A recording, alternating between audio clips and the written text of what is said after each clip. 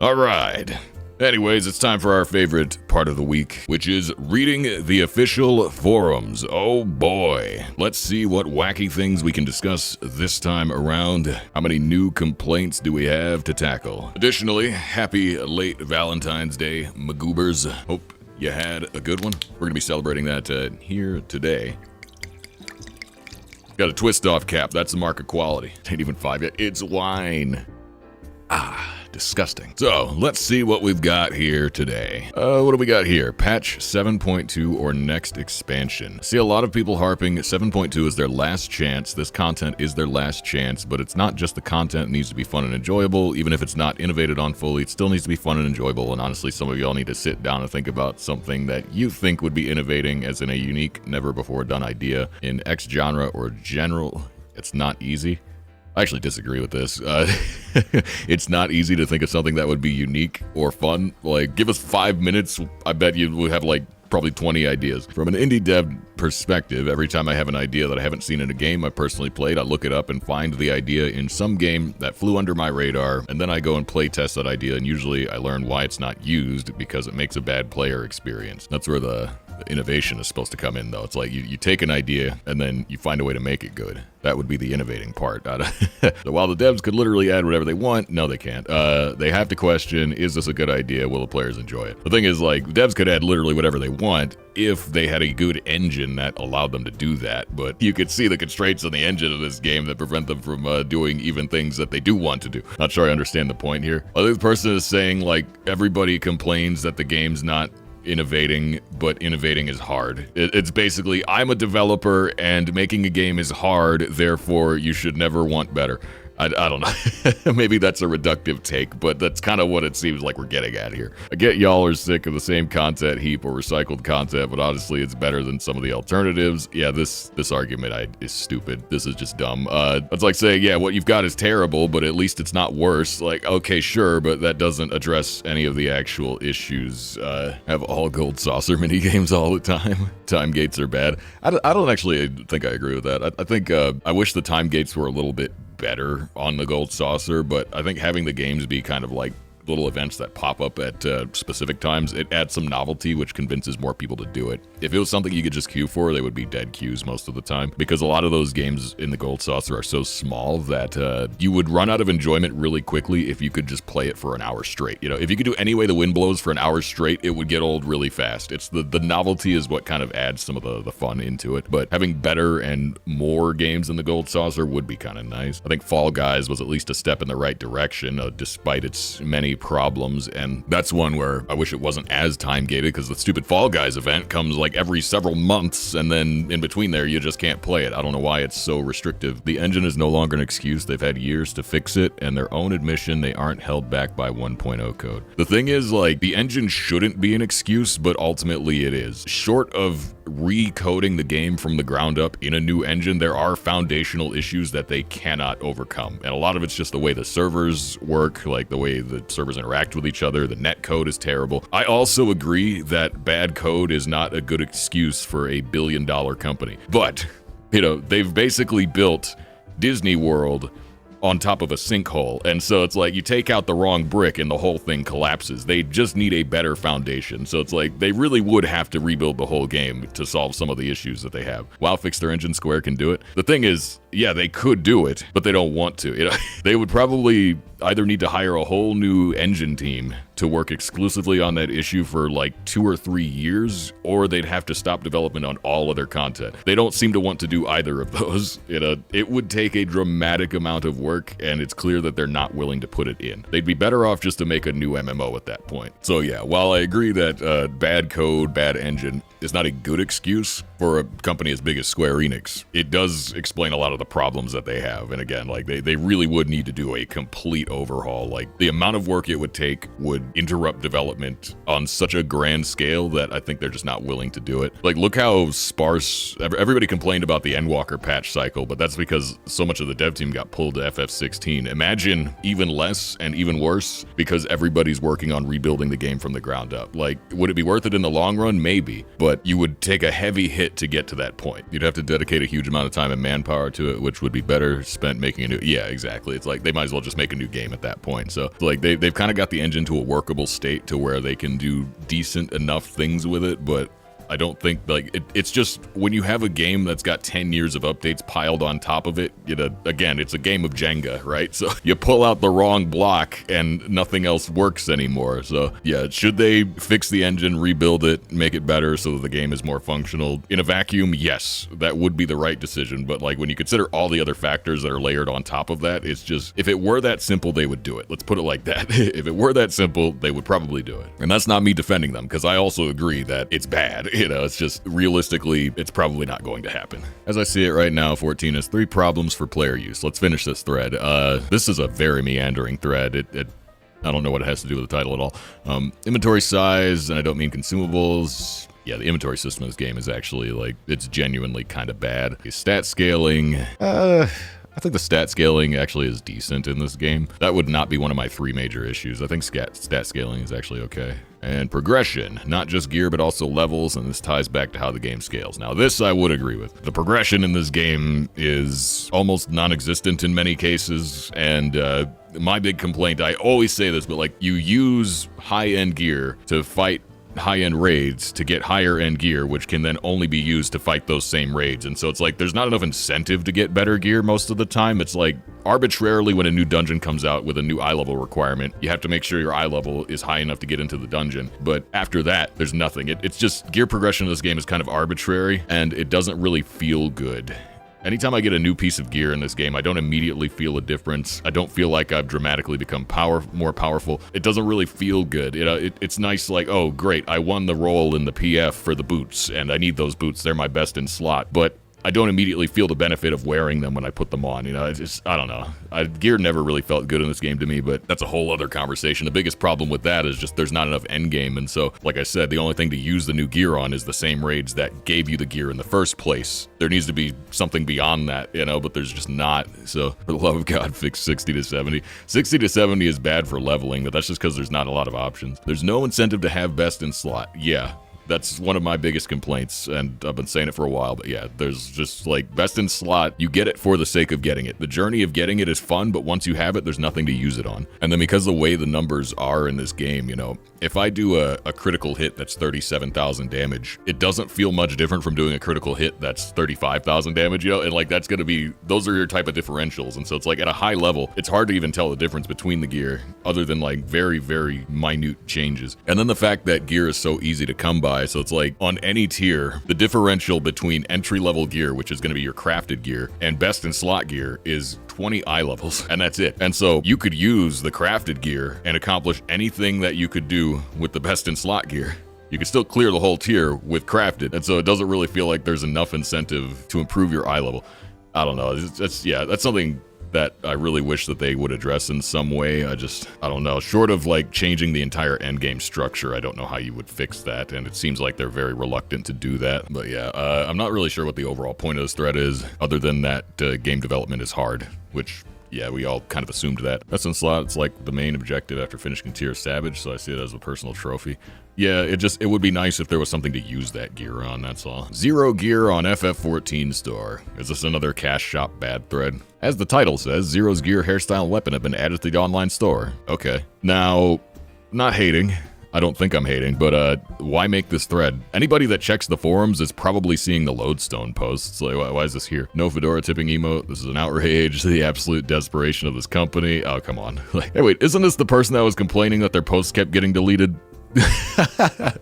Wait a minute, is that the same person? Maybe that post also got deleted, I don't know. Dude, there's a lot of threads on the forums since last week. Hope this isn't my fault. Oh my god, yeah, I'm seeing new threads on page 3, that's rare. Anyway, back to the 0 gear in the FF14 store. Like, surprising no one, they put another NPC gear set in the cash shop. One thing that caught me though was like, is it normal for them to release things in the cash shop this often? Because I feel like usually it's like a month in between releases, but these past couple weeks we got, there was the Graha set, and then there was the Hilda hair, and now there's the Zero outfit and the Zero hair.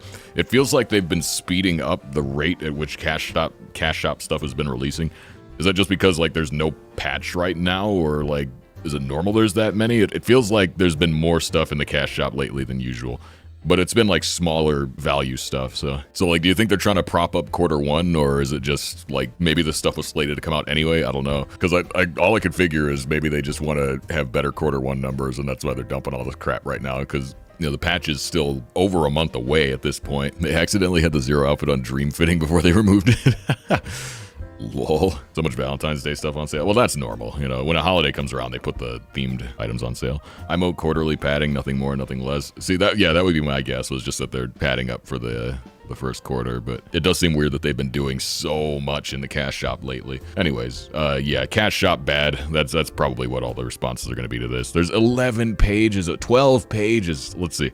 What's going on the 12th page? It's all optional. It's not like Square Enix is selling gil and XP multipliers. This argument never fails to make me laugh. You can look terrible with all these free glams if you want to, or pay up and look cool. You're not forced to. It's just optional if you want to look good. I can see why this person probably has all their posts deleted. This is a non-argument. I also, I'm not a huge fan of the cash shop. I think they put way too much stuff for sale for money, considering how much it costs just to play the game already. It's kind of egregious, really. But to insist that you can only look good by buying cash shop glams is just not even remotely close to true. There's a lot of really good looking gear in this game. There's tons of it every expansion. So it's you could still do pretty well for free, which doesn't defend the cash shop. I don't like the cash shop either, but my biggest problem with it is just the pricing, as I always say. But this guy's also wrong. It's not like Square Enix is selling gil and XP multipliers. They don't sell gil.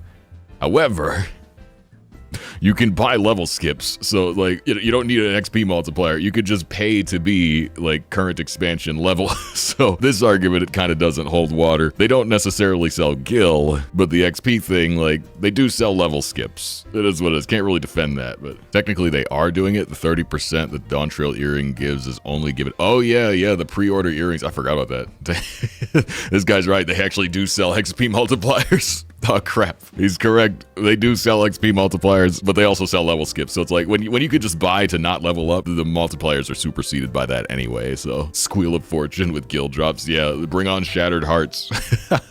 I think they should sell an XP multiplier glam set, $49. Let's just, can I just pay to do more damage?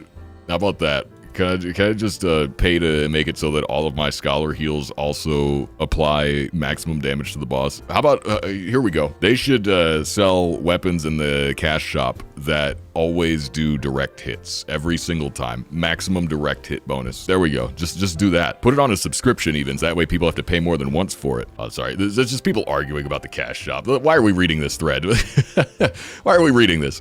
Anyways, things I'd like to see in game. This is from a week ago. Let's have a quick perusal. Character creation. So better character creation, better hair customization. Oh god, this is a laundry list of things. Let's skim this and see how many of them are just play a different game. Overhaul to the market board. Yeah, market board could use some updating. All aetherites should allow players to change world. Okay, no, you know what? So far this guy's correct. You know what? So far he's kind of correct. Yeah, you should be able to change worlds on every aetherite. It'd be cool to add teleportation from aetherites.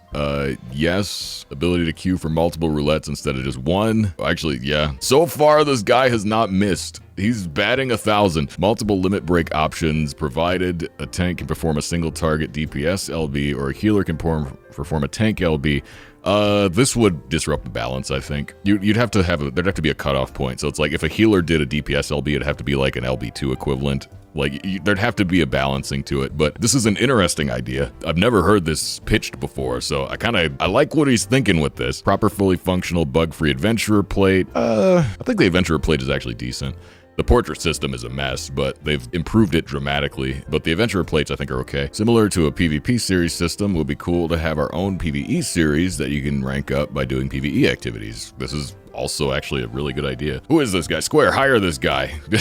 Who is this? Yeah, he's got a lot of good ideas. See, remember that game dev from the previous thread that said developing a game is hard? You try to think of something innovative. This guy's listing so many good ideas. Oh no, I got disconnected. Let's finish the thread. I'll log back in. PvP combos in PvE. That's like having your 1, 2, 3 all on one button. A lot of people actually have asked for that. There's mods that do it that a lot of people use. I personally, I don't know why they haven't done it yet. There's no reason really not to put a 1, 2, 3 combo on one button. and just have it optional to toggle it if you want it. Because that's what people thought that we were getting. There was the button consolidation updates in Dawntrail. People thought that it was going to consolidate combos, and it didn't. They should consolidate the combos, or have the option to do so, rather. I think that would save people hotbar space, and there's not really any good reason not to do it, except for like a handful of jobs where people have like weird alternate rotations where they might want to break rotation at some point, but most jobs would benefit from, yeah, it's just... There is the complaint of, if I only press one button, I'm not having fun. So, like, I guess there's that, but yeah, you could have it optional. Might potentially come in 8.0 because it's virtually how Viper and Picto works. Yeah, I think there's actually a lot of demand for it. Are we actually getting DDoSed again? I feel like I already know the answer. In-game leaderboards, in addition to other varieties of leaderboards, such as achievement points. I asked for this at the media tour. Yoshi P said he would send it back to the team and they would look into it. I want an official achievement point leaderboard. In-game would be better. That's how MapleStory 2 did it. It was excellent. Yes, but 100% agree. Yes, we should have this. Yoshi P said that the rankings for achievement points would not be interesting enough because someone would get on top and stay on top. Yoshi P has obviously never heard of Zezima. Zezima was on top for like 10 years, and you know what? It was great. So good. Do you know how much culture the leaderboard generated on RuneScape? So much. It's yeah, I don't know. I feel like any good MMO should have some form of leaderboard, official, ideally official. I use third party because none of it's official yet, but like that's why I do LOL achievements, because they scrape lodestone data and they rank people by achievement points. But the problem is, it's only people that opt into it. And so it doesn't have everybody on there, which means the rankings are never accurate. They're only assumed accurate. But if we had an official one, that would be so good. Crystal's down? Aw, man. But yeah, I pitched this idea to Yoshi P. He said he would send it back to the team. That was almost a year ago. So, I mean, probably never gonna happen, but if I ever get the chance to bother him about it again, I'll do it. Because you know what? Arthars was bugging him about 24-man Savage content, and we ended up getting it. So, you know what? Maybe if I just harass him enough, I just follow him around to every fan fest like Arthars did, I can just keep asking him for it. Maybe he'll do it. Let's see. In-game community finder like other MMOs. So there actually is one of these. No, this actually does exist. Hold on, let me see if I can log in. I'll show it to you guys. Nobody knows about it because no one uses it. But, oh my god, I have a 215 queue. I say this every time the server gets DDoS, but I don't know why the DDoSers always do it at such random times. At least on a Sunday, though, this kind of makes sense. There's a lot of people play games on Sunday because they're at work. They're not at work. The last time this happened was Wednesday. It's been happening a lot lately, but there's a lot of conspiracy theorists about the DDoS where they're like, oh, it's probably a rival company doing it, you know, try to push the game further down. But like, honestly, I wouldn't even be surprised. Like, you'd never be able to prove it, but you gotta wonder, right? Because Dawntrail's already plagued with so many things that people don't like about it. And then you add on to that the fact that the servers get DDoSed every other day. And like, what is happening? It's been happening 4 consecutive days. Every time I've logged in, I've gotten booted at least once. Been every day for 4 to 5 days. Oh my god. Why? Because here's the thing, right? Like, usually the DDoS happens on a stupid day, like a Tuesday where there's not a lot of people playing. Well, sorry, Tuesday's reset day, so that actually tends to be a peak. But like, it happens on like Mondays and like Wednesdays. It's always like odd days of the week where there's nothing going on. And even if it's been the past 5 days, you gotta wonder what's going on right now because we're in between patches. We're at the lowest concurrent player count we've had in years. Like, why DDoS the server now? There's, you know, there's not even a need to do it. Has there been an announced reason? No. See, the thing is, like, it's doubtful that the devs even know the reason, if there even is a reason, and it could be completely random. A lot of people tend to connect dots and assume that it's guild sellers. You know, they tend to assume that, like, anytime a major bot farm gets banned, the server gets DDoS afterward. That's been speculated upon. We still don't know if there's any truth to that either. But, yeah, it's like, we don't really know. Anyway, what I wanted to show you guys was in the social tab. Check this out, fellowships. There's fellowships. What are fellowships? They're kind of like link shells, I think. I don't know, I've never been in one, never made one. But there's also, in the social tab, Fellowship Finder. And look at this, Taste of Eorzea. For those with a voracious appetite. This is on Balmung, so what you're eating might not be food. Europeans on NA. Here's a fellowship. Are you from Europe or a night dweller? Black mages against pictomancers. Remember what they stole from us. Dynamic relationships, no description. Just try and find out. In a Grimes Castle, a safe space for super fans of Claire Boucher. I don't, is that Grimes' name? The Fellowship Finder is now being watched. Post bad your risk. What? Communities forming, promoting bad behavior. I can't read the description, I guess. Vampire.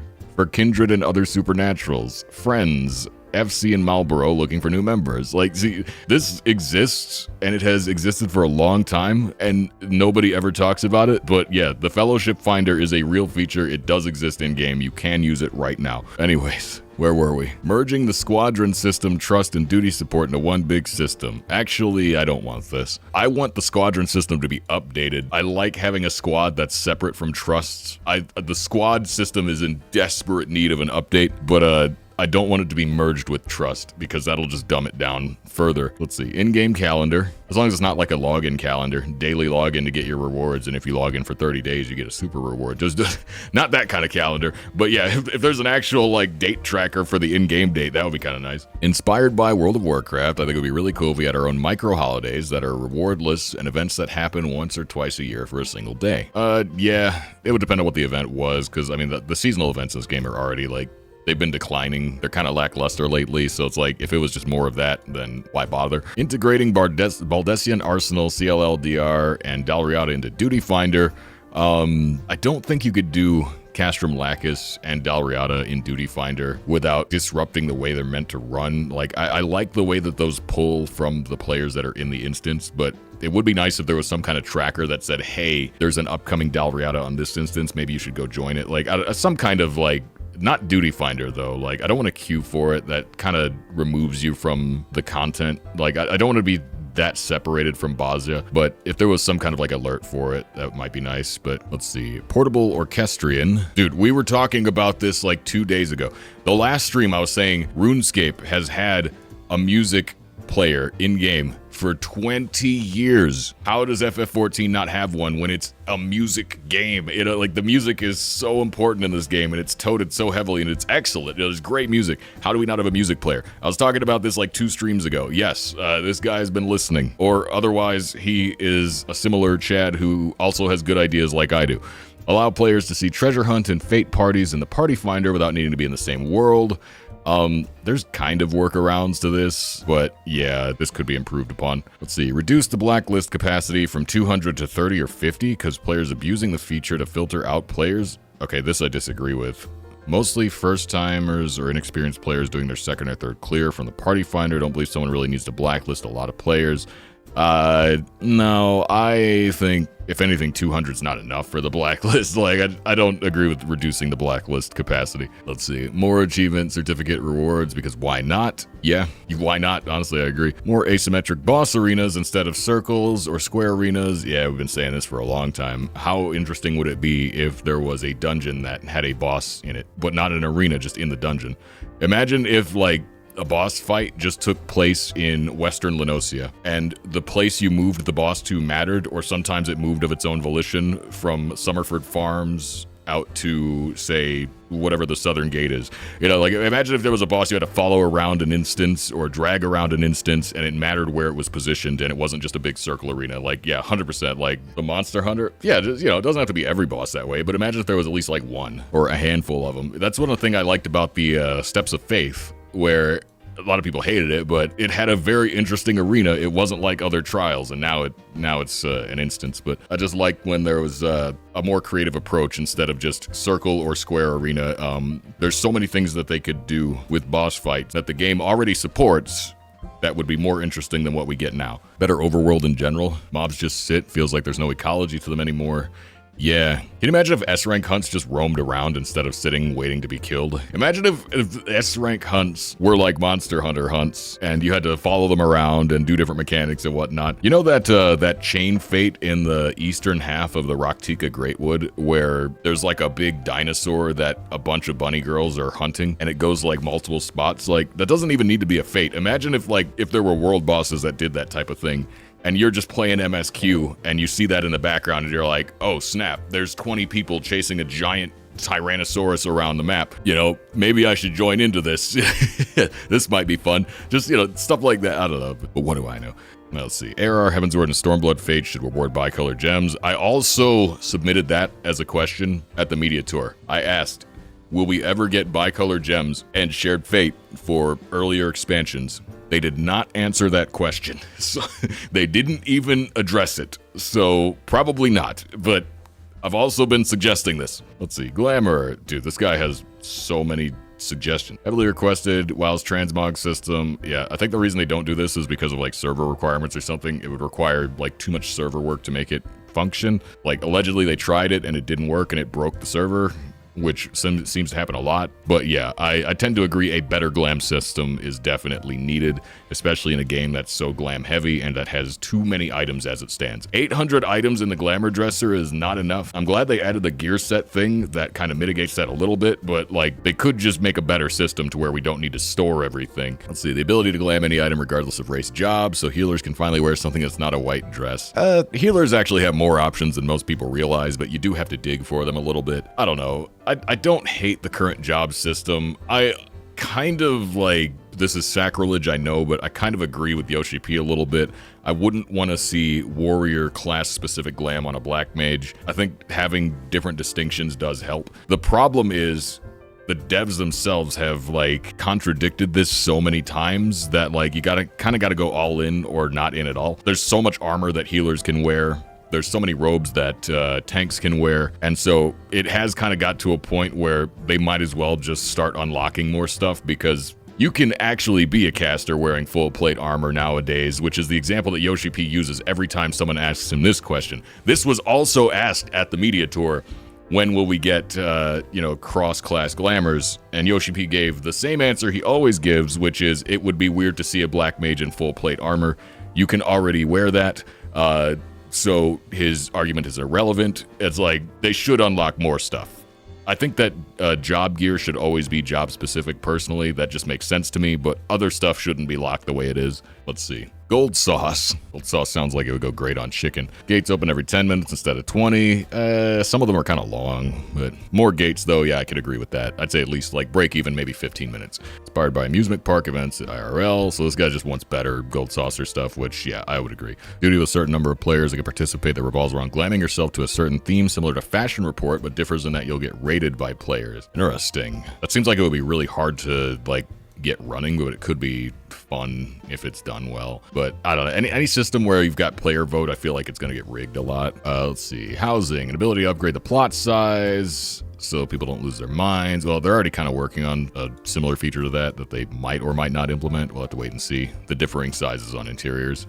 Ability to add a balcony to houses and even apartments. I would agree. It's crazy that some of the house exteriors have like balconies on them that you can't access. They should have balconies, yeah, and apartments should as well, like at a courtyard or a private garden or something. I don't know, there's no reason they shouldn't have that. Jobs, a rework to Dark Knight. That's a whole other conversation. Scholar fairies should get more love and have different benefits rather than having different skins. This is one of my viewers. Who is this? Mind you, Scholar Fairies, obviously they used to do different things back in like Stormblood, then that got changed. Yeah, having more complexity, more nuance to Scholar, I obviously would be in favor of as a Scholar main. However, people have this perception that Scholar is a difficult job to play, and so I doubt the devs will ever make it more complicated. They've been making it progressively more simplistic over time, and again, there's this perception by the community that Scholar is a hard job. I'll let them keep thinking that, because it makes what I do look more impressive, but in reality, Scholar's not hard at all.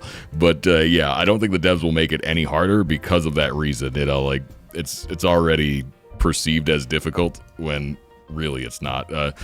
Inspired by FF5, a brand new limited job called Freelancer. Isn't Freelancer just a character that hasn't chosen a class yet? That seems kind of pointless. That's like a squire in tactics, right? However you want it, using any weapon skill. Yeah, no, see, this wouldn't work. It would be too hard to balance this. It would be too hard to balance it. It's not to say they couldn't balance it, but that's like saying Blue Mage should be able to go into any content, because Blue Mage has a similar function to where it can build its rotation. Oh, it says brand new limited job. Oh, I see what you're saying, yeah. If it's a limited job, then yeah, that would be fine. As long as it was similar to Blue Mage. But even Blue Mage, it kind of feels like whoever built it really liked it, and whoever's been forced to update it the past few expansions doesn't care as much about it. Because when Blue Mage got introduced, I mean, I wasn't there for it, but you got 30 stages to the Masked Carnival. You got all these cool abilities and whatnot but what does it get nowadays? It gets like a page of abilities every expansion and like one mass carnival fight. It seems like whoever was designing that content got moved to other stuff. And so I would worry the same for this. I'm curious to see, for the same reason, actually, what Beastmaster looks like when we get it, because it feels like Blue Mage was somebody's passion project that has been neglected ever since. I wonder if Beastmaster is going to be the same. Anyway, Jobstone requirement for any duty above level 30. Honestly, for this, the Jobstone system kind of should just really go away. There's no reason that Archer needs to exist. There's no reason that Arcanist needs to exist. Like, it would require a lot of overhauling, which is, I think, why they haven't done it, but I think it's pretty clear that the devs don't care about Jobstones anymore, and it just exists as a legacy feature that would be more trouble than it's worth to get rid of. But yeah, what do you do about Summoner Scholar attachment? You just separate them into separate jobs. Again, like, they could easily do that if they wanted to. I think they just don't want to put the effort into it. It's Realm Reborn content. It was never expanded upon. There's no reason for them to exist anymore. All right, let's see. PvP. Frontlines team reward should be based on team performance.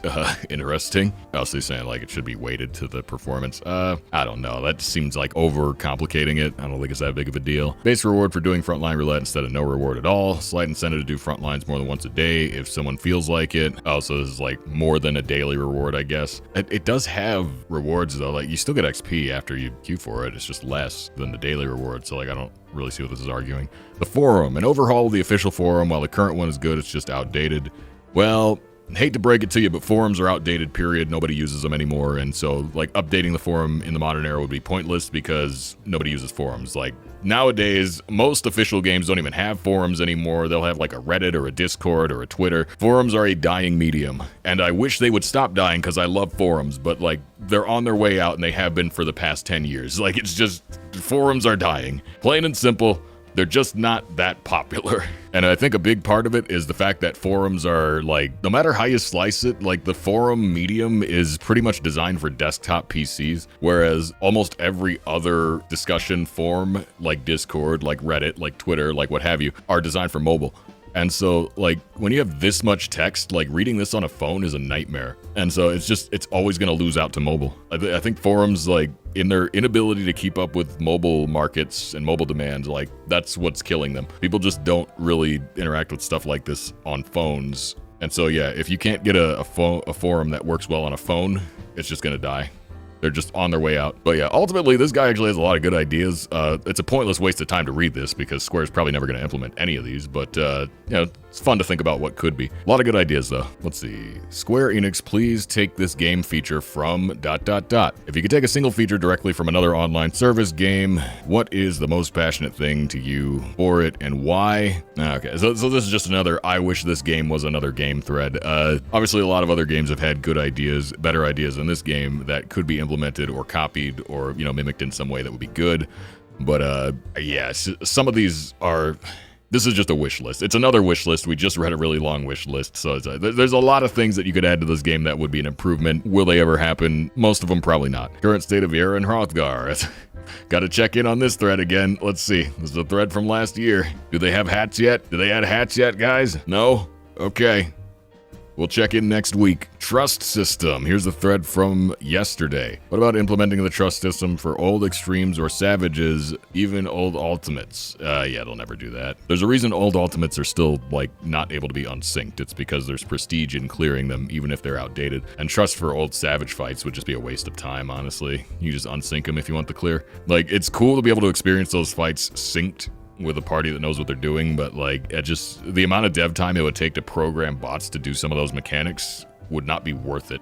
Loot for Savage Rage should be unrestricted after one major patch. This is a thread from 2 years ago. I pretty much agree with this. There's not really any reason to disagree with it. I don't see why the current Savage tier should still be locked. How long has it been out now? Since the expansion came out just about. So like it's still locked. Kind of crazy. We know it's going to get unlocked next patch, but feels like a very long time. I guess it's just like until new Savage gets released, they want to keep the old one locked because it's technically still current. So that incentivizes people to play weekly, even if they don't really, but yeah, it is what it is, right? 14 needs to change its MMO formula. Oh man, is this going to be another one of those I wish it was a different game threads? Let me say first, I'm still very new to the MMORPG genre, 14 being my first real playthrough. So far, the story is, wait, so this guy has never played an MMO before FF14 and he thinks it needs to be a different MMO? Like, Wait a minute.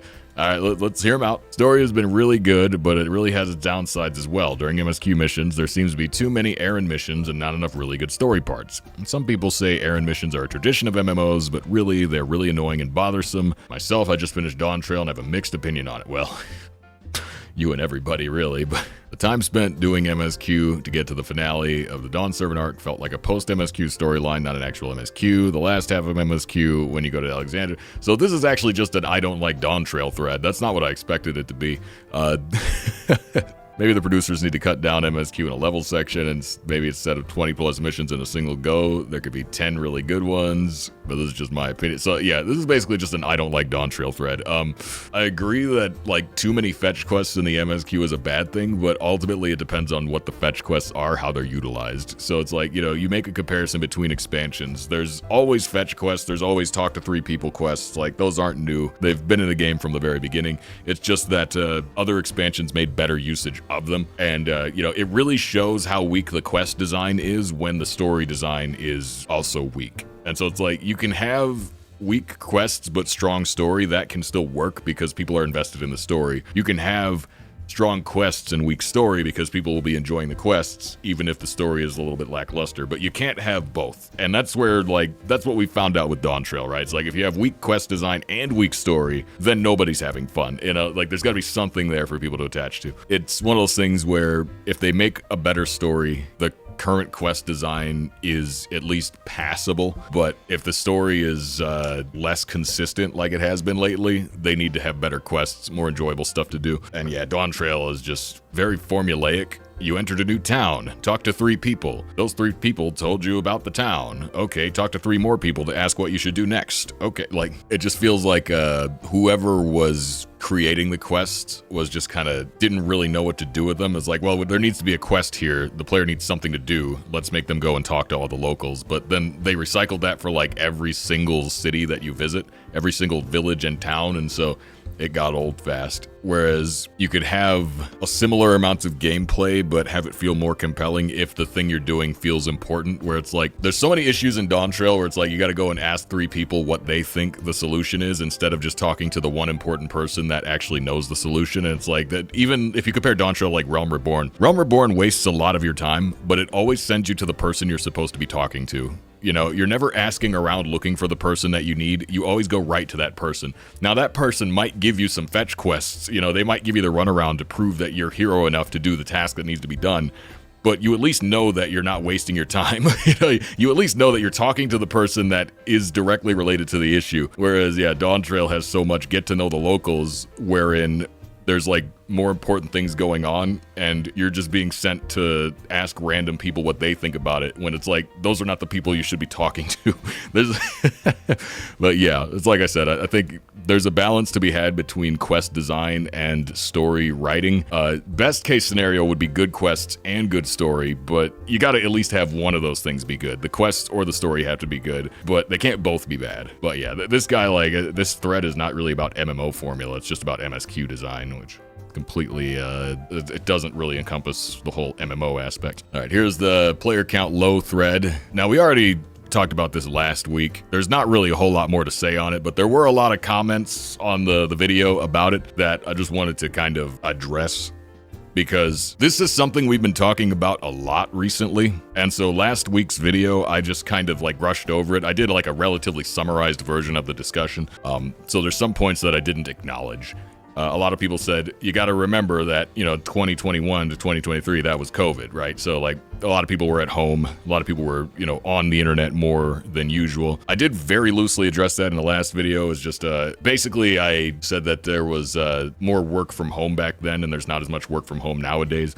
That was my way of addressing COVID. I wasn't trying to pretend like, oh yeah, you know, I know that COVID happened. I know that obviously that was like a reason that a lot of games had higher populations than usual. I wasn't disregarding that. I just kind of like, I brushed over it. We didn't go super deep into it, but yeah, that is obviously a factor. There's the other thing, which was like the WoW exodus. I think we very loosely brushed over that as well. Just before Endwalker, a ton of WoW players that were unhappy with Shadowlands came to play FF14. A lot of streamers were streaming it, and so it got a lot more attention. And then after those people caught up on story, they basically stopped playing it, and then everybody went back to WoW because WoW put out 2 allegedly good expansions in a row, and so now, like, you know, most of the player base that was disaffected from WoW pretty much went back to it. But yeah, that's another thing that, like, we kind of brushed over but didn't really, like, go deep into. Point being, there's a lot of reasons that the player count is low right now. It can't really just be blamed on one thing. It can't really just be blamed on, like, post-expansion lull, pre-patch lull. There's also the aspect of the story, which we didn't get into the story in the previous discussion. Obviously, a lot of people were not happy with Dawntrail. That did turn a lot of people away, but again, it's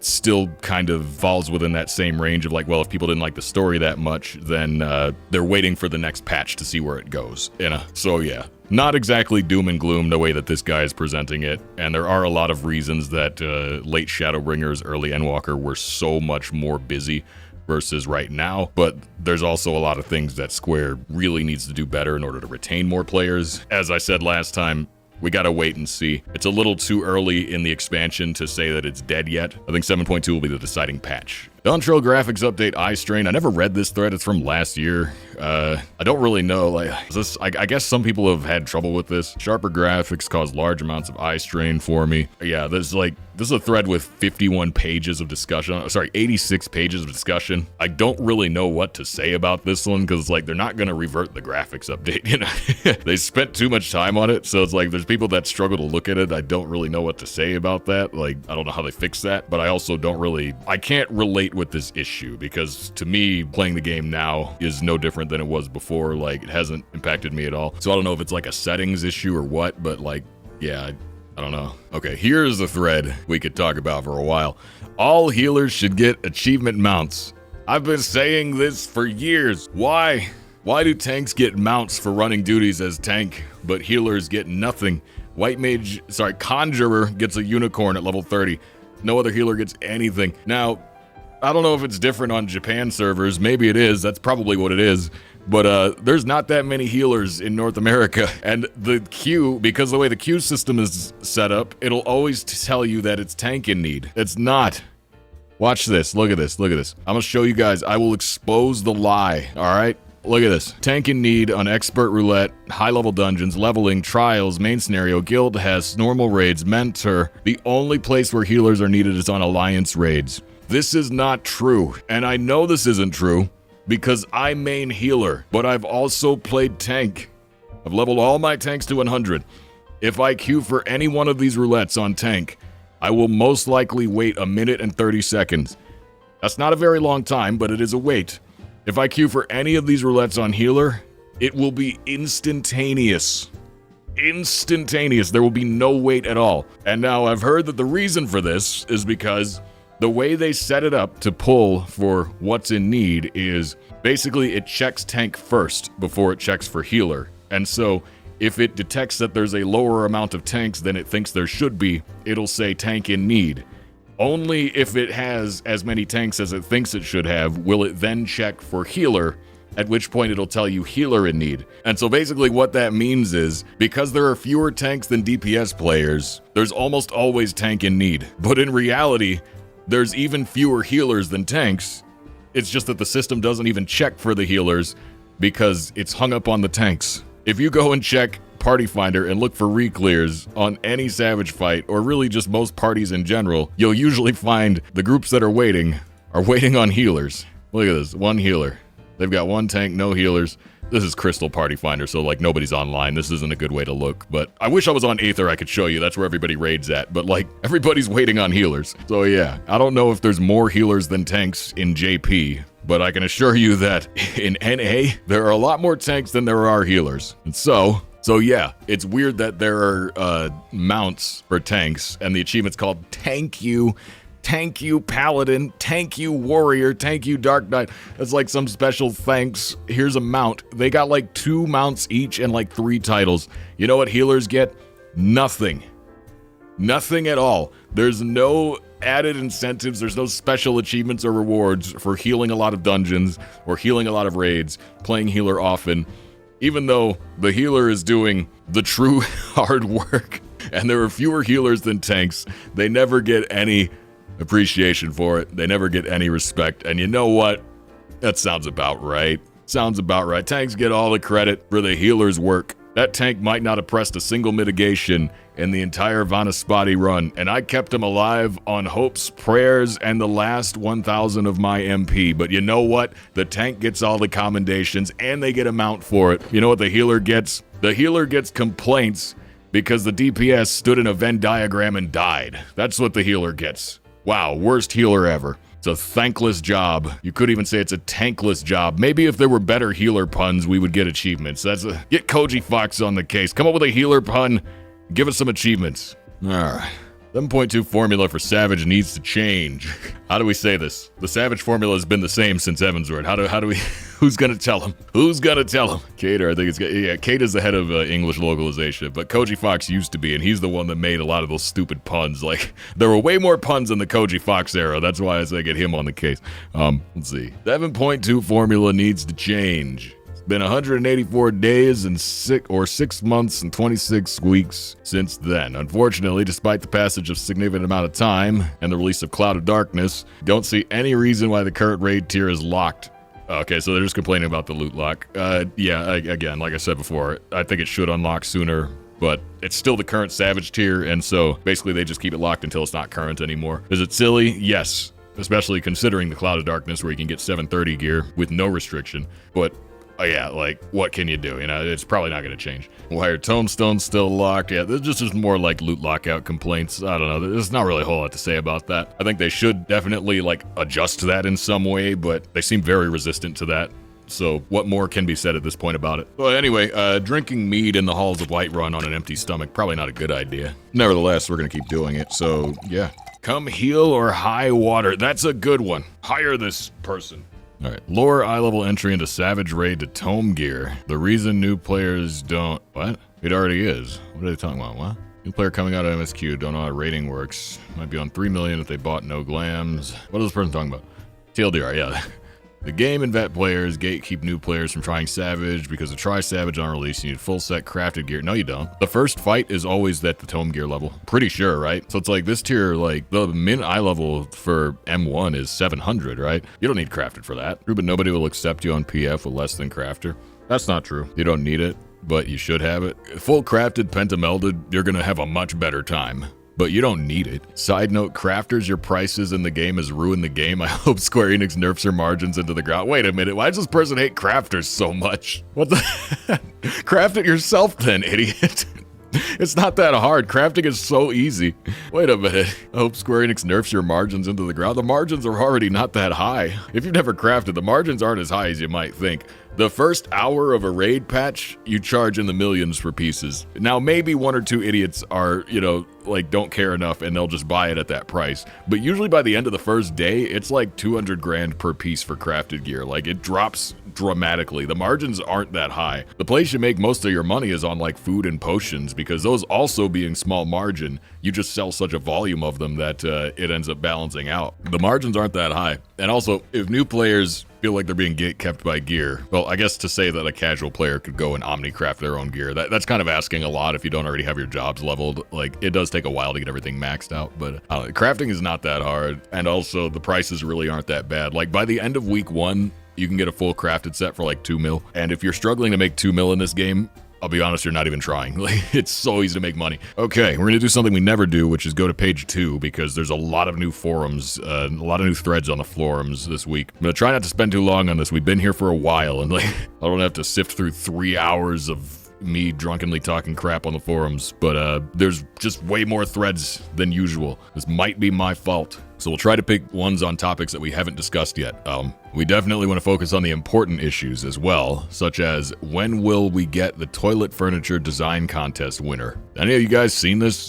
This is news to me. What's the post got to say? Back in 2019 furniture design contest, there was a winner for a Mandragora toilet. Is there any hint or clue as to when this will be included? Skibbity Mandragora, I guess. I don't know. Apparently this is a contest winner. So, yeah, there's how many posts on this thread? Like 30? Yes, the Eorzeans just atomize their waste out of their pores in a fine mist. No, they just do a reverse zero. No, Zero's like, they're all like, eat an apple, idiot. And she's all like, poof, I've absorbed it into my ether. It's just the opposite of that. And just, that'd be kind of sick, actually. I don't know where it would go, but like, Just like never have to worry about it. And I think they do say, though, in all the contests that the winners are not guaranteed to be added into the game. So, you know, we may never get our Skibidi Toilet. Do you think we'll ever get an FF14 Skibidi Toilet crossover? Do you think Skibidi Toilet's got legs like that? Because I feel like it's already on the downtrend. My single-digit age nephews don't talk about it anymore. They used to be obsessed with it. I feel like it's running out of steam. It's in Fortnite. Yeah, but I mean, that doesn't mean much. You know, Fortnite is where brands go to die. I feel like it's running out of steam. Well, let's see. Raiders. Why do you consider raiding just not memory games? This actually is an interesting thread, although it's articulated very poorly. You'll see what I mean. This is not a troll post. Let me get that out of the way. I just have multiple discussion, debate, arguments, depending on the person's viewpoint on this. My raiding firsthand experience only goes as high as knowing the mechanics well of Dawntrail X3. Get us a summary of this. All this together makes, from my perspective, being a good raider, assuming guides exist, the ability to follow a set of instructions by someone else while doing your rotation, which in itself is also defined by others. This is very little, if any, need to adjust on the fly beyond what has already been defined as possible to happen. I'm not saying this makes raiding easy, although it seems to go from hard to easy once the instructions become more natural. If it is that way, it feels like it's just a matter of time before 8 players could walk into an instance with a mod, press play, and they clear. Or am I wrong about this? So I assume this person doesn't speak English as a first language, but basically what they're saying is that raiding is extremely formulaic. You do a set rotation for your job, and then the mechanics are extremely predictable and cut to a timeline. They're talking about the issue of raids being very, very formulaic, which is something that I've also complained about. It's one of the reasons that I don't like raiding as much anymore, is because the fights are not dynamic. And so what that means is, you know, it's always going to do this attack at this specific time in the fight. So if you get to 7 minutes, you know that Harrowing Hells is going to happen at 7 minutes and 30 seconds. And like, you know, you can predict exactly what's going to happen in a fight based on like where you're at in the timeline of the fight. It's very rare that it mixes up. It's very rare that there's dynamics in a fight like that. You know, usually with Savage raids, it's all just cut to a timeline. There's a very specific point where things are going to happen in the same order, at the same time, every time you run the fight. And since rotations are also just 2 minutes of, you know, pressing the same buttons in the right order, it all cuts to a grid. And so this is something that I have also complained about. I wish that fights had more spontaneity to them. I wish that fights weren't like so formulaic and to where it was like, here's the list of mechanics the boss can do, but they're going to happen in any random order and you just have to adapt to them. I wish it was more like that, or at least I wish we would get fights like that sometimes. But every fight in FF14 is kind of designed like to cut to a timeline. And yeah, it can get a little bit dull because, you know, you always know what's going to happen when. You're never really surprised by anything. And so yeah, it does just become a memory game. They used to have HP phase pushes, but it made it super hard to do the fight not on content, so they went with time instead. That's just one of those things where, like, I don't know. I think about, for example, raiding in like RuneScape. And I haven't done like the newer raids in RuneScape, but I remember like God Wars dungeon. Each boss would have things that it could do, but there was no consistent pattern in which it would do those things. It would just do them in any order that it felt like. So sometimes it would just do an attack. You couldn't predict it necessarily. You just had to be ready to adapt when it did thing that you recognize. And so, but that's a very different game, obviously, gameplay wise. But yeah, I like when there's less of a solid timeline and more of like just kind of things happening that you have to adapt to, because I find that more fun. That's why I play healer, actually, is because healer, you know, your damage rotation is just 1 1 1 1 1 1 1 1 1. Everybody complains about this, but your actual like gameplay is different from that, because it's like, okay, well, the DPS stood 1 pixel too close to the AoE, and now I've got to weave in an extra single target heal, or the DPS is going to die and then we're going to lose all our damage output. And so it's like the adapting on the fly is what's fun about playing healer, which is why healing is boring if you play with really good players, because they never take extra damage and you don't need to do anything interesting. But, you know, when you play with garbage people in like roulettes and stuff, healing can be very fun because you have to try and adapt and save bad runs.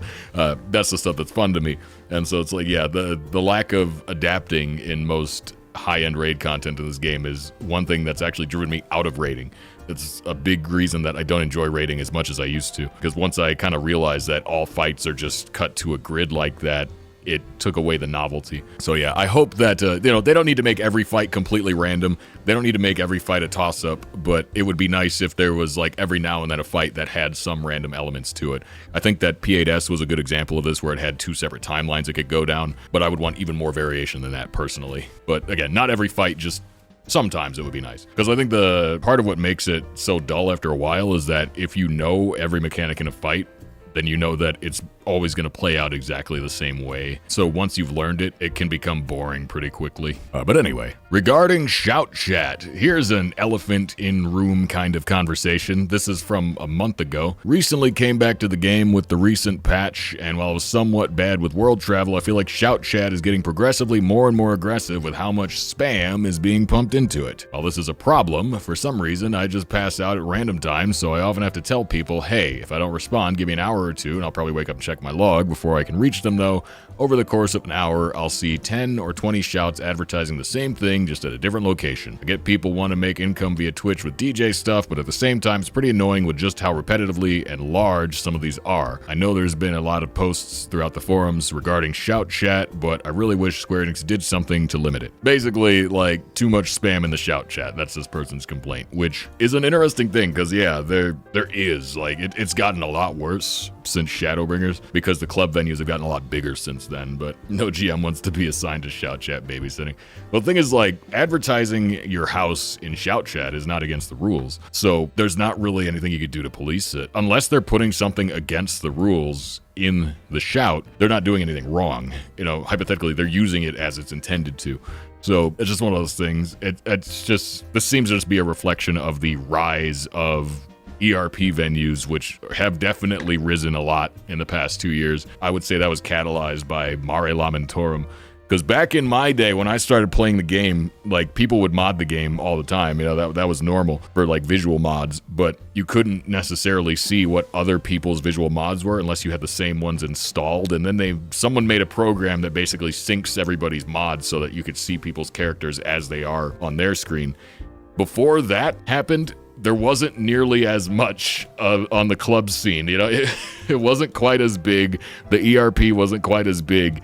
But nowadays, since so much of the process of, like, syncing people's screens has been automated, it's grown a lot. Post is a year old? Oh yeah, so it is. 2 years old, actually. It's 23. That's funny. Yeah, no, it's way worse now. Shout chat, it's way worse now, but term filters are not sufficient for all the nightclub ads that keep going out there.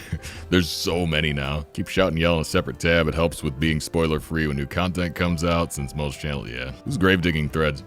Okay, listen. I understand some people were brought to the forums by my recent video. This is a public service announcement.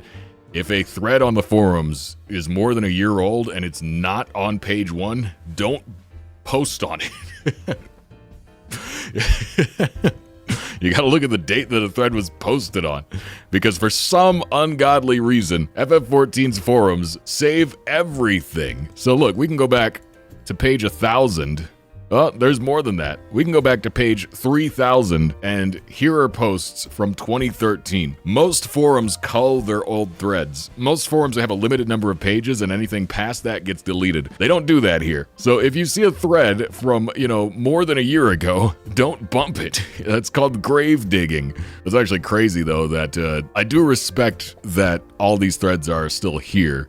It's crazy that you could post on a thread from almost 15 years ago. But yeah, in most forums, these would be locked or they would be deleted. You wouldn't still be able to post on them. And so, yeah, this is unusual, but it's also classic forum etiquette. Don't bump old dead threads. Let them lie. You know, they could exist as an archive, but don't try to revive them. All right, let's see. But yeah, sorry. The shout chat thing is an interesting one because, like I said, advertising venues is not technically against the rules, but some of the stuff that happens at those venues is actually against TOS. It's this weird, like, partially gray area where I don't really know how you would go about policing it. It's just, if you don't want to see shout chats, you kind of just got to filter it yourself. Solution for races which can't wear hats. Now, I think I read this thread. Let's see. They've solved the whole problem. This will be good. Square Enix can use this. Viera and Hrothgar cannot wear hats, and this is fine. Their heads are furry enough to keep them naturally warm, and their fuzzy little ears don't fit under a hat. It just makes sense. But Makote ears also have furry heads with fuzzy little ears on top, and they can wear hats just fine. This double standard is too much. Thus, I petition Square Enix to bring equality to the races of FF14 by disabling hats for Mikos. Thank you for your time.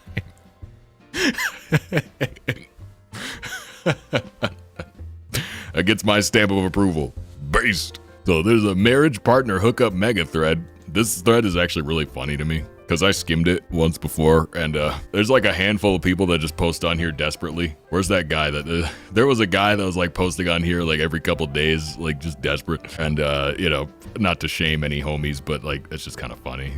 It's just kind of funny. Like you really think you're gonna meet your hot goth GF on the FF14 marriage partner hookup thread? Like, probably not gonna happen.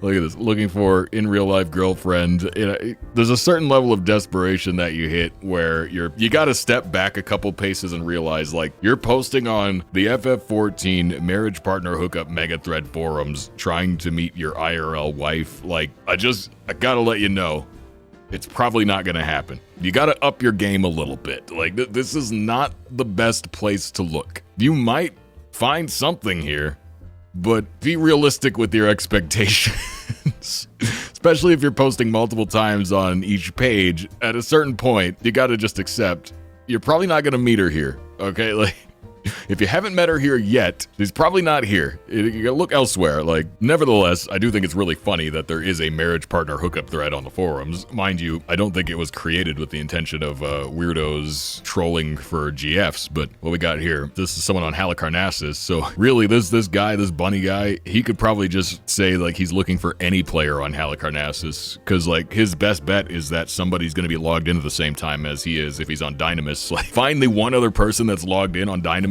and just marry them. Like, that's you're not gonna get better odds than that. Let's see. Personal interests: enjoy gaming, getting back into 7 Days to Die, music, laughing, chilling, play schedule, anytime after 3 p.m. What kind of gamer are you? Mix between hardcore and casual. The fabled midcore. Joking around in the middle of a raid is fun and all, but when it's time to spank the boss, it's time to focus up. Let's see, male both in-game and IRL, but do also play female tune, butt wiggles, that is all. Listen, man, you just leave that out of it. Don't put that in your Tinder profile. You gotta leave that part out, man. Do you care if the player in real life is not the same gender as their character? No, because I'm just looking to get the mount. Oh, okay, well, yeah, if you just want the mount, then. Character race bun, like a hamburger bun or a hot dog bun? Which kind of bun are we talking here? Preferred race, any but Lala. Sorry, Lala mains, but that's just creepy to me. Well, GG. All right, guess we're excluded here. Dislikes rude, arrogant, and stuck-up people. Dislikes politics and people that think the world revolves around them. So, basically, dislikes people that are mean. That's fair. Goals for marriage, just the mount. Not looking for anyone IRL. Been there, I'll pass on that. Making a new friend is always nice too, etc. Female tune, please. Nothing wrong with male tunes, just not for me. If you want to chat him up for... Okay, so this guy doesn't care if you're a male IRL or not, but he will not marry a male in-game character. So... You could be a guy with a girl character, but you cannot be a girl with a guy character. That's like off the table. It's really funny to me. But yeah, this is a thread that goes back years where Dragon Bone Lady. Is that a RuneScape reference? But yeah, this thread goes back years for people to find other players to marry in-game for whatever reason. It's just really funny because like anytime you look at it, there's like goobers on here that are trying to use this to actually get dates. And as far as I'm aware, that has never happened. But you know, hey, more power to you. You gotta shoot your shot or you never know what you'll hit, right? But let's see, here's someone begging to extend the auto demolition timer. Basically what this means is they want to unsubscribe for 3 months and not lose their house. Losing house on unsubscribe is kind of crap, but I doubt they'll ever get rid of that. Square don't want to lose that money. Practice Moad. What is this? I was wondering how people would feel about a practice mode for Dongen's trials as well as Savage, Extreme, and Ultimate as well.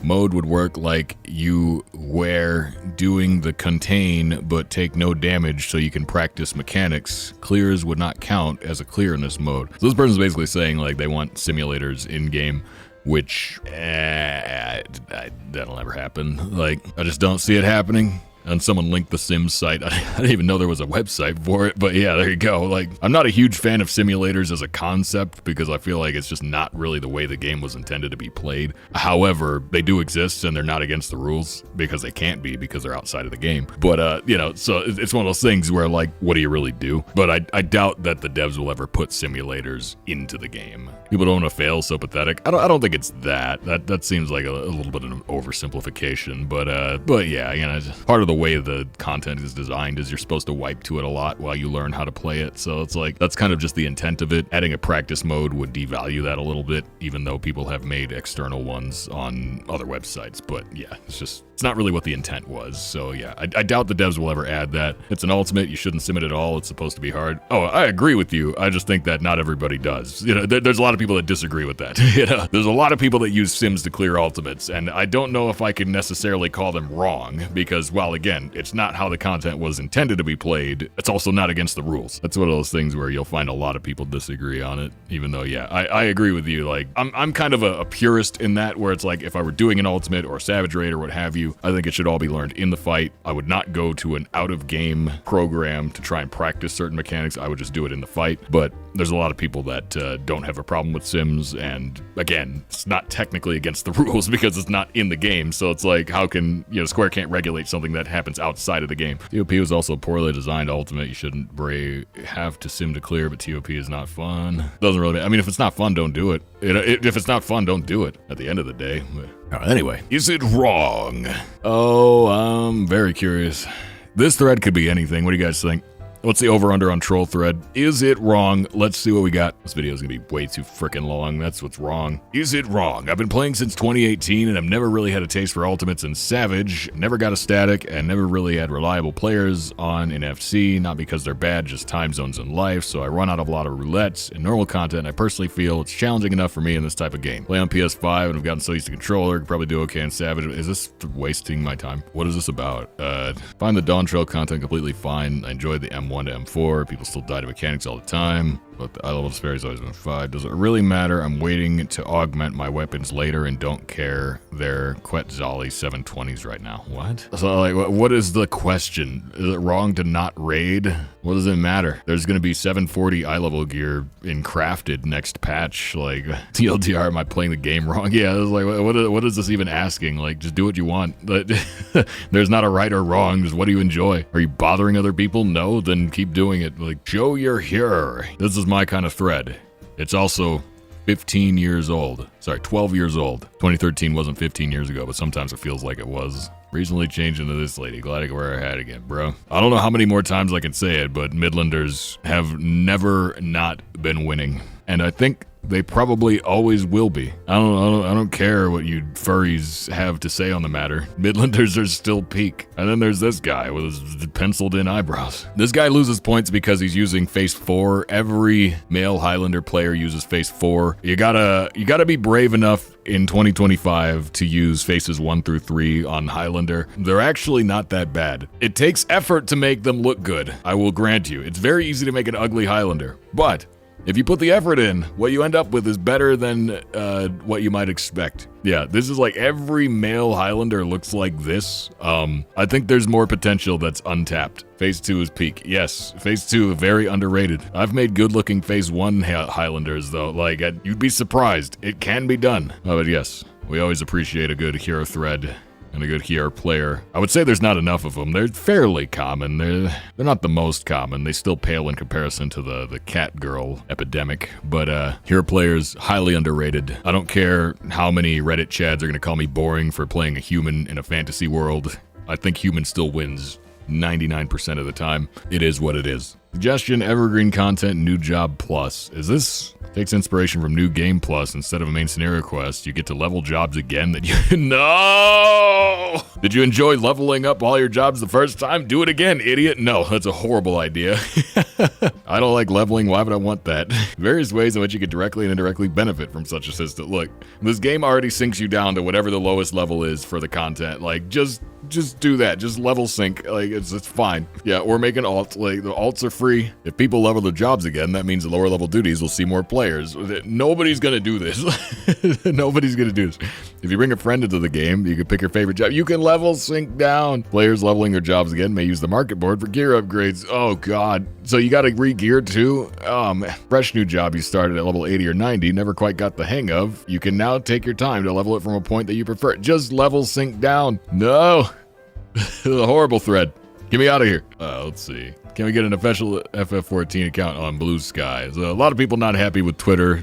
A lot of people not happy with the guy that owns Twitter. However, unfortunately, Twitter is still the standard as far as short form messaging goes. Blue Sky is like a fraction of the Twitter user base. Therefore, yeah, it's probably never going to happen. It's like 20 million versus 500 million in terms of like users. So like, yeah, it's just no reputable company would waste their time on a platform that size. Unfortunately, the companies, they don't care about politics. They're going to go where the most users are. So people don't switch to Blue Sky. It'll never have more users. The problem is people switch to Blue Sky every time something political happens, but then they realize that there's not as many people there. They get bored and then they go back to Twitter. And so that's what's going to keep happening. Like, it's not enough to build a Twitter clone and say, hey, mine is better. Twitter would have to be destroyed in some way for people to leave it. It's endemic. It would have to like collapse before people leave it. There's still people using Facebook, and there always will be. Blue Sky's great. Look, Blue Sky can be as good as it wants to be, but as long as Twitter still exists, people are going to keep using it. That's the problem. Like, everybody's already on Twitter. Not enough people are going to leave. That's the problem. Counterpoint is business. You want to get your message seen as many places as possible, so not joining Blue Sky just because it's not quite as big as Twitter is bad business mentality.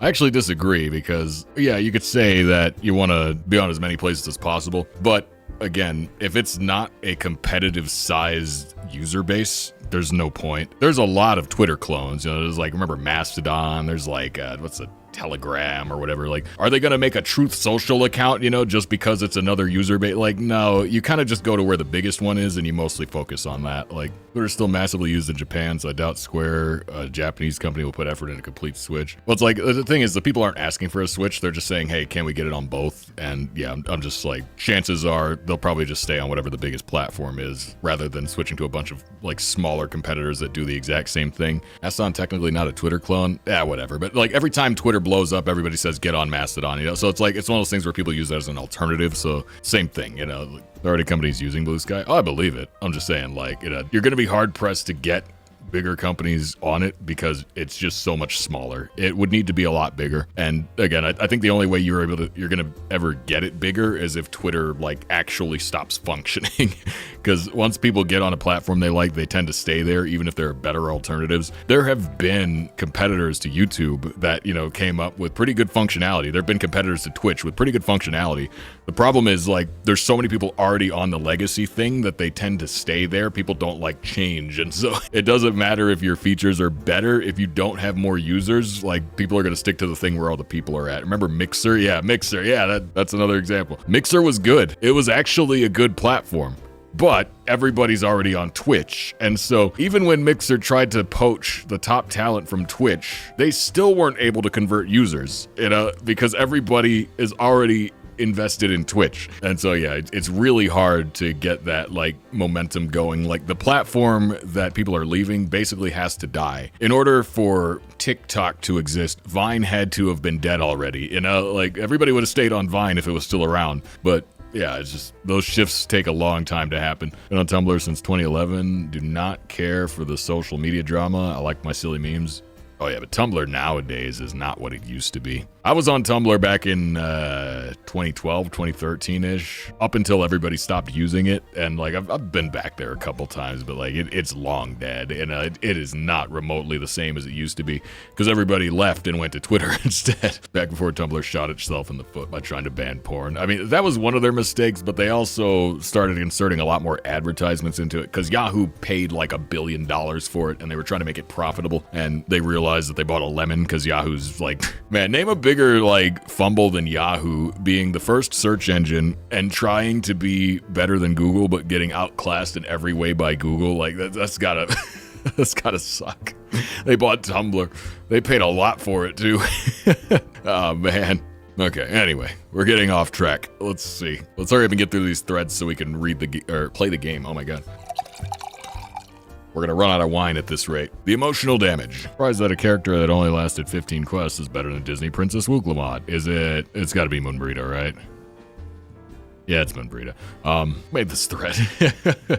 Why did they make this? Is this just one of, who is it? What's his name? Benny G. Is this Benny G's alt? This is an alt. This seems like a shill thread. Not hating on Benny G, but this is just like, hey, go watch this video, and then here's engagement bait comment about video. This seems like a shill thread. This is Benny G's agent. This is your talent agent. This is your producer? Like, who is this? Surprised a character that only lasts like 15 quests is much better than a Disney princess Wooklamot. Now, let's deconstruct this a little bit. Wooklamot is no Disney princess. She simply is not. Like, not even close. And I don't even hate Wooklamot as much as the average Dawntrail hater does, but like, she's no Disney princess, let's be honest here.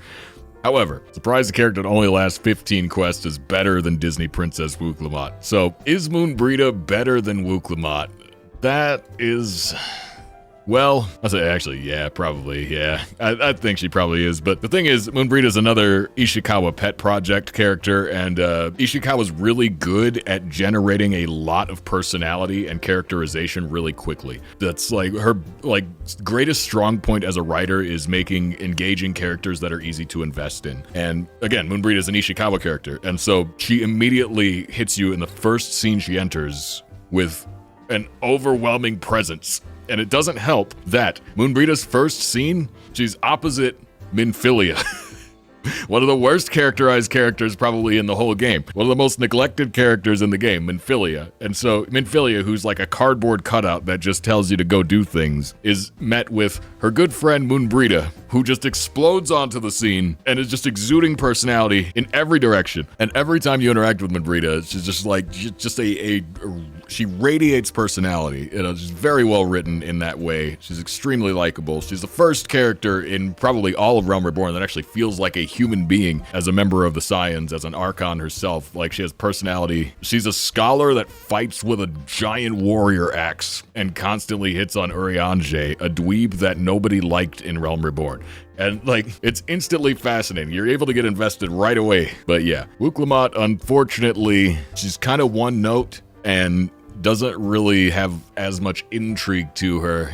She's a safe character, Wooklamot is, which I kind of wonder, like, Ishikawa's the head of writing. Do you think that she created Wooklamot or did someone else? Because she doesn't feel like a Ishikawa character. You can usually tell when something's written by Ishikawa in the game because of the way the characters are portrayed. Ishikawa's really good at character work, which makes me wonder, like, did Ishikawa create Wooklamot or was it someone else? Because yeah, it's hard to say. Should we watch it? I've not actually watched this video. Hold on.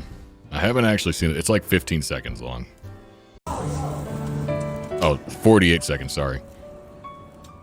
Oh, this the Korean corn girlfriend.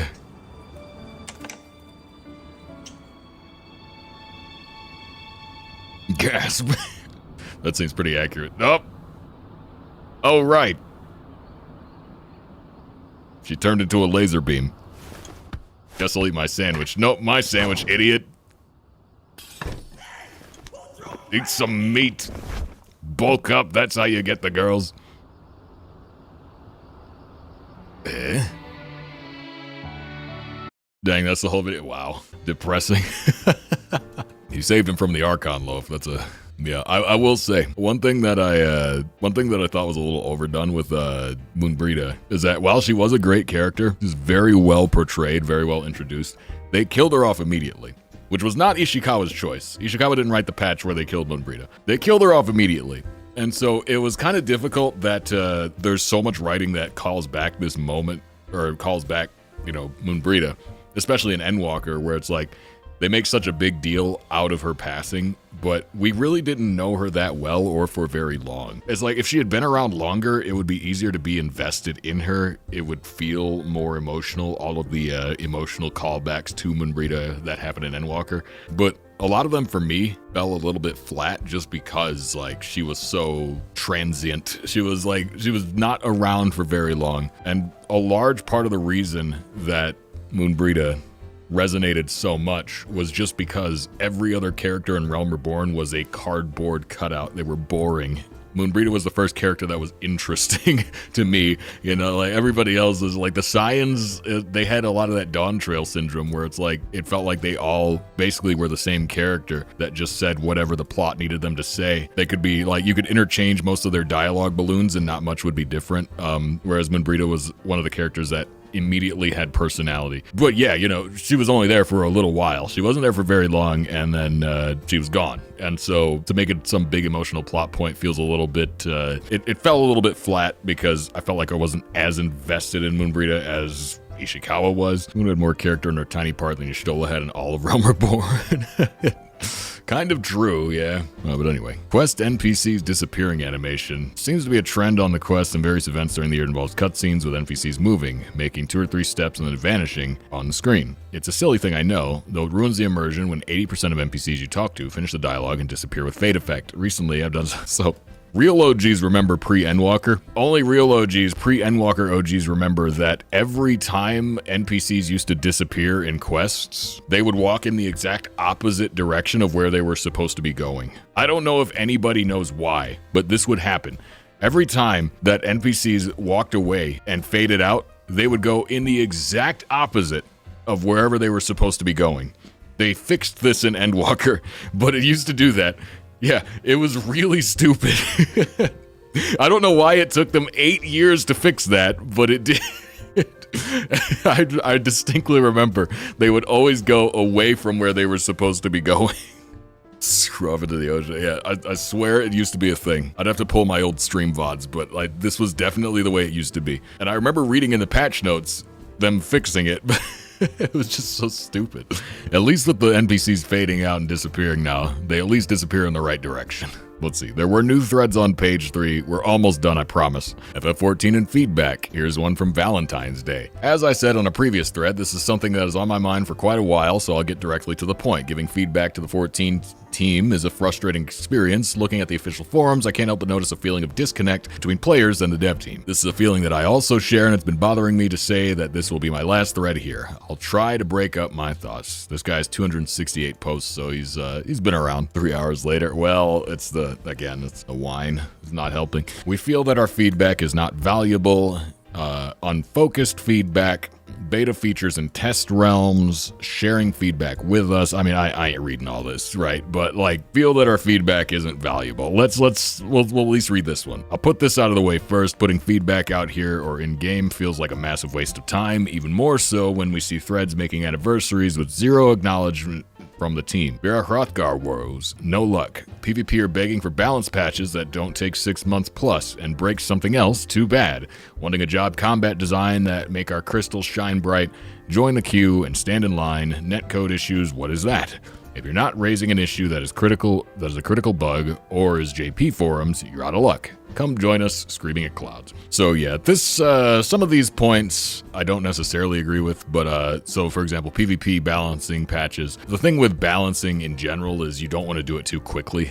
You don't want to overcorrect or react too quickly because you have to wait and see how things play out. And so it's like if PvP gets a major balancing patch and something seems overpowered, it might actually not be. You just have to wait and see how it plays out. Because if you correct too quickly, you can end up creating other problems. So it's like you need a large sample size of data to determine if something is actually poorly balanced or if people just haven't found the counterplay yet. That's a crucial thing that happens with any PvP game. You gotta give it a little bit time to ruminate so that people can see if like it is actually overpowered or if it's like pathetic, you know, because people used to think Hanzo was overpowered in Overwatch, you know what I mean? Like early on in Overwatch, people used to think that Hanzo was overpowered. There's people that thought Torbjorn was overpowered, you know, like it takes time to figure out the balancing because you have to give players time to adjust to the new changes. And so like you can't balance PvP too quickly unless something is like dramatically broken. Hanzo was OP, then they took his scatter arrow. No. Scatter Arrow was stupid, but Hanzo was not OP. Case in point, anytime you had a Hanzo on your team, you were begging him to change. Getting one shot as a Zarya main by Hanzo was really annoying. However, I still destroyed 9 out of 10 Hanzos every time. Scatter Arrow did go crazy though. Bastion in beta had a 2000 shield, so it was unkillable. Yeah, Bastion was pretty silly. But that's another thing, right? Like early Overwatch, people used to think Bastion was overpowered. And I'm talking launch Overwatch where Bastion didn't have a shield. People thought he was overpowered. Because when Bastion sets up in turret form, you know, he could burn down a tank in a couple of seconds. However, a Soldier 76 that's, you know, worth half his salt could fire a single tri-rocket and like half a magazine and kill Bastion. You know, if your DPS weren't garbage, Bastion was useless. That's the type of thing you get in a lot of PvP games, is that something seems overpowered until you learn what the counter is. And that's why PvP balance does have to take time. Now, 6 months plus, that is definitely a lot of time. It shouldn't take that long. I don't know if that's literal or hyperbolic, what this guy is saying, but my point being just that you can't balance too quickly with PvP games. You have to give it a little time to breathe, because stuff that seems overpowered isn't always. But yeah, netcode issues. I don't feel like the netcode currently has a lot of issues. I feel like the netcode could be a lot better, but we've already kind of identified as a community what most of the issues are, which is just animation locking. It's one of those things where it's like, I don't feel like there's new issues popping up with netcode. It's just the netcode isn't that good, and it would be nice if Square would improve upon it. But unfortunately, we're kind of at that stage where it's been largely the same for several years. They're probably not going to change it much, but it is really annoying that there's third-party programs that can mitigate netcode problems to a scary degree, to a point where the game becomes playable to people on really high ping, and Square has never implemented any of those fixes, where it's like, we've identified the issues, we've identified solutions, and people have applied those solutions. It's really annoying that Square won't put that in the game. I don't use any third-party programs, I don't modify the game at all, I play strictly vanilla. But there are people that play on high ping that use programs which counteract the animation locking that allow them to like double and triple weave on high ping, which can't be done without those programs.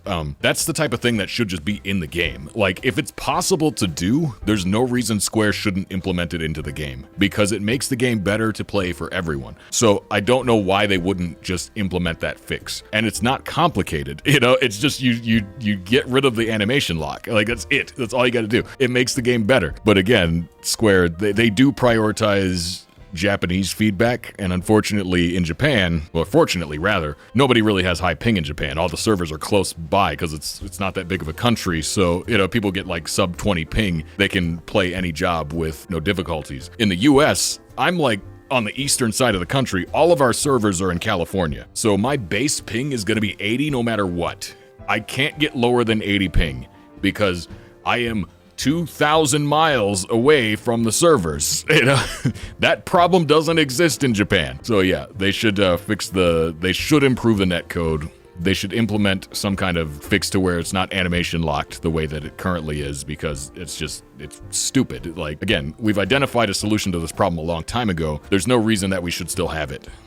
Unfocused feedback. Let's see. I think it's nice to have forums. There's valuable feedback to be found here, but I can't shake the feeling that more direct feature-focused feedback would go a long way. For example, we have new exploration zones, and it would be great if we had a survey to really capture what players think and want. Yeah, feedback surveys actually would be really good. RuneScape used this to high effect. RuneScape's for OSRS, their updates are all polled. They put them to a vote to the community, and if something doesn't get enough votes, it doesn't get implemented most of the time. Sometimes they override the vote and they just add an update if they think it's needed. But for the most part, like a majority of their updates are polled by the community. I don't think that FF14 should adopt that model. I think it's good for the devs to have a vision, but it's also important that they understand what the community does want. They should do some amount of polling just to get a feel for what people are actually looking for, and then they can develop based on that, because the way they take feedback now feels very disjointed. It's weird. Like, they'll make changes based on feedback that no one has ever seen before, where it's like they'll say, our players were asking for this, but like I can't think of a single person that ever asked for that. Like, it's that type of thing where they kind of use corporate speak, where they'll just say like, yeah, people were asking for this, but like, really? Like, were they? No, disjointed with an O. I'm pretty sure it's a word. But yeah, since Square doesn't really do any like major polling, we don't really know where their feedback is coming from. And so they'll just claim that they got player feedback for certain issues, but we never actually see that feedback. They never quantify it. They never qualify it. They just say, oh, someone asked for this, so we did it. So yeah, this person actually kind of has a point. Like the pipeline of feedback to feature is very non-transparent. It's extremely opaque. Beta features and test realms. Now, actually, a lot of live service games have test realms or beta realms. It's very common. I don't know if it's common in Japanese dev, because I know that this is often used as an excuse, but there is a truth to it that culture in development in Japan is very different from other places in the world. Yeah, I think we kind of made our point though. Like, yeah, it would be nice if there was an easier pipeline to get feedback to the devs, if they had some official channel other than the forums, but they don't really. And yeah, it's hard to tell where Square gets their feedback from. And if they had a more transparent method for acquiring feedback, it would feel better as a player to be able to say like, oh, they polled us on this and here's what everybody voted on. And so like now they're taking that poll and using that as feedback to like, determine the direction of the next update and stuff like that would feel really good if they did stuff like that, but they don't. And so, yeah, it's hard to tell where they get feedback from. It's hard to tell who they're catering to. And yeah, it's a lot of it feels like our feedback ring's kind of hollow. Let's see. I think we're just about at the end of newer threads though. Emote monetization needs to stop. There's a thread from last year. Oh God, that's a lot of text. Why is there so much text? So the TLDR of this thread is, oh, this is for the fried egg emote. TLDR, it's a fried egg's not that deep. Well, the true TLDR is they feel that not enough free emotes get added into the game and the new ones keep being paywalled and there should be more free stuff. It's another cash shop bad thread, which to be fair, cash shop kind of bad. Like, I don't actually disagree, but yeah, it would be nice considering we have to buy the game, buy the expansions, and pay a monthly sub. It would be nice if there were more like emotes and stuff just added into the game. We shouldn't have to pay extra for stuff when we're already paying to play the game. However, it's unfortunately a bit of a tired complaint that I don't know if anything's ever going to come from it. It's just cash shop bad. Okay, yeah, that's great. I think most people probably agree that all the stuff in the cash shop, it would be better if it was in the game at no additional cost. However, money. Money. Square Enix makes a lot of money out of the cash shop, and so even though we may not like it, I certainly don't. I buy very little out of the cash shop. I almost never buy anything from the cash shop because I think it's all overpriced. However, a lot of people do buy it, and if they're willing to pay extra for it, why would Square ever stop selling it? You know what I mean? It's like, if I could pick up a shiny rock on the side of the road and sell it for a lot of money, no cost to myself, of course I'm going to, take that money. And that's where Square Enix is at, right? It's like, they make so much money off of it, there's no reason that they should stop doing it from their perspective. And even though there are plenty of people that complain, why isn't this in the game for free? There's also far more people that will just buy the item. So there's just nothing to lose. If people didn't buy anything out of the cash shop, you might see some changes, but the problem is people keep buying it. So until that changes, don't expect the cash shop to change. There's too much money in it and people are willing to pay it. I don't like $22 outfits for a single character. I think it's ridiculous. $30 mounts for a single character, I think is ridiculous. It's disgustingly overpriced for a game that costs $40. But it doesn't matter what I think. It matters how many people actually buy the thing at the end of the day, and frankly, there's a lot of them, so they're gonna keep selling them. Let's see, trialist symbol. Here's an interesting thread. They're basically saying, please put a symbol that shows that someone's free trial. This actually, I think, is not a bad idea because you can't trade with people on a free trial. They can't send DMs. They can't create parties. There's a lot of limited functionality for people that are on the free trial. So the fact that you can't tell who's free trial and who's not can be very inconvenient. It wouldn't have to be like a mark of shame. It would just be like a general convenience for knowing like, okay, this person can't trade, this person can't DM. Like, it would give you a better idea of like who you're interacting with and how you can interact with them. So yeah, it would be good if there was a symbol. That's not really much more to say on the issue than that though. Okay, like I said, we'll get to the bottom of page 3. Some of these are new threads, some of these aren't. Through no healer clear. Don't know if I already posted. If yes, I'm sorry for it, but couldn't find a thread.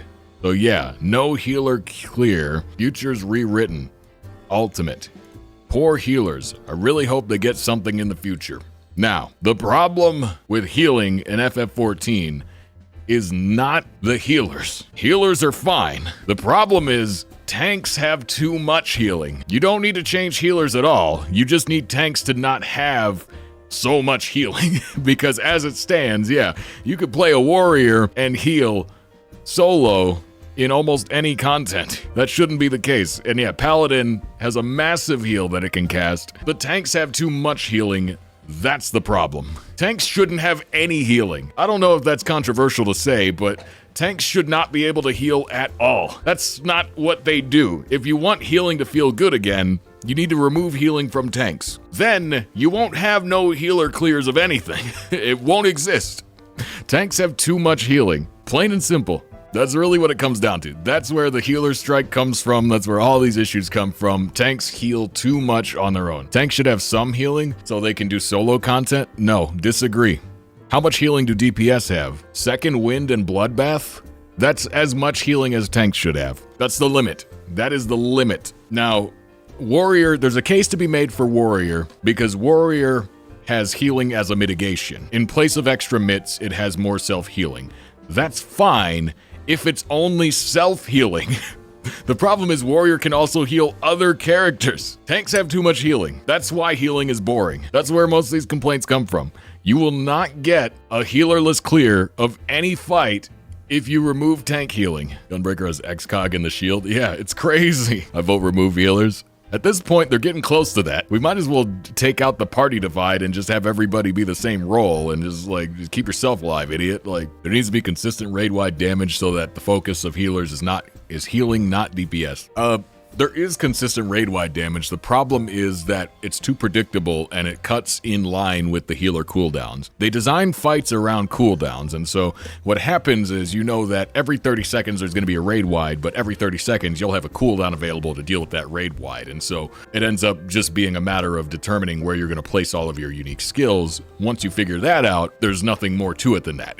They tried to mitigate this in Abyssos, where every raid-wide had bleed, every tank buster had bleed, but it still shook out to basically the 30-second meta of every 30 seconds you need to do some major healing. And ultimately, after people got geared up, it didn't matter anymore. Also, Abyssos was freaking rough on healers. Mind you, I'm a healer main. I was not bothered by the amount of healing needed in Abyssos, but it really filtered a lot of people in Party Finder. It was hard to find healers for Abyssos because the friggin' Hime-sama white mages could not keep up with what was needed of them. Glare mages could not keep up. Broil-only scholars could not keep up. You needed to put effort into your healing plan for Abyssos. And they scaled it back a little bit with Anabasios. But yeah, now I hope that there's a reckoning in 7.2. The second raid tier of the expansion is always the hardest one. I hope 7.2 is the most difficult raid tier we've ever had, period. That's what I want it to be. I want the first 3 fights to feel like P10S and the last fight to feel like P8S. That's what I want. Let them suffer. Then they'll learn the value of a good healer. Alexander 2. Yeah, mind you, Alexander 2, as far as I'm aware, almost killed the game. If that's what it takes, I'm willing to willing to suffer it. That might make me want to raid. I still haven't cleared M4S. You know why? Not because it's difficult, because it's boring. I just don't care about it.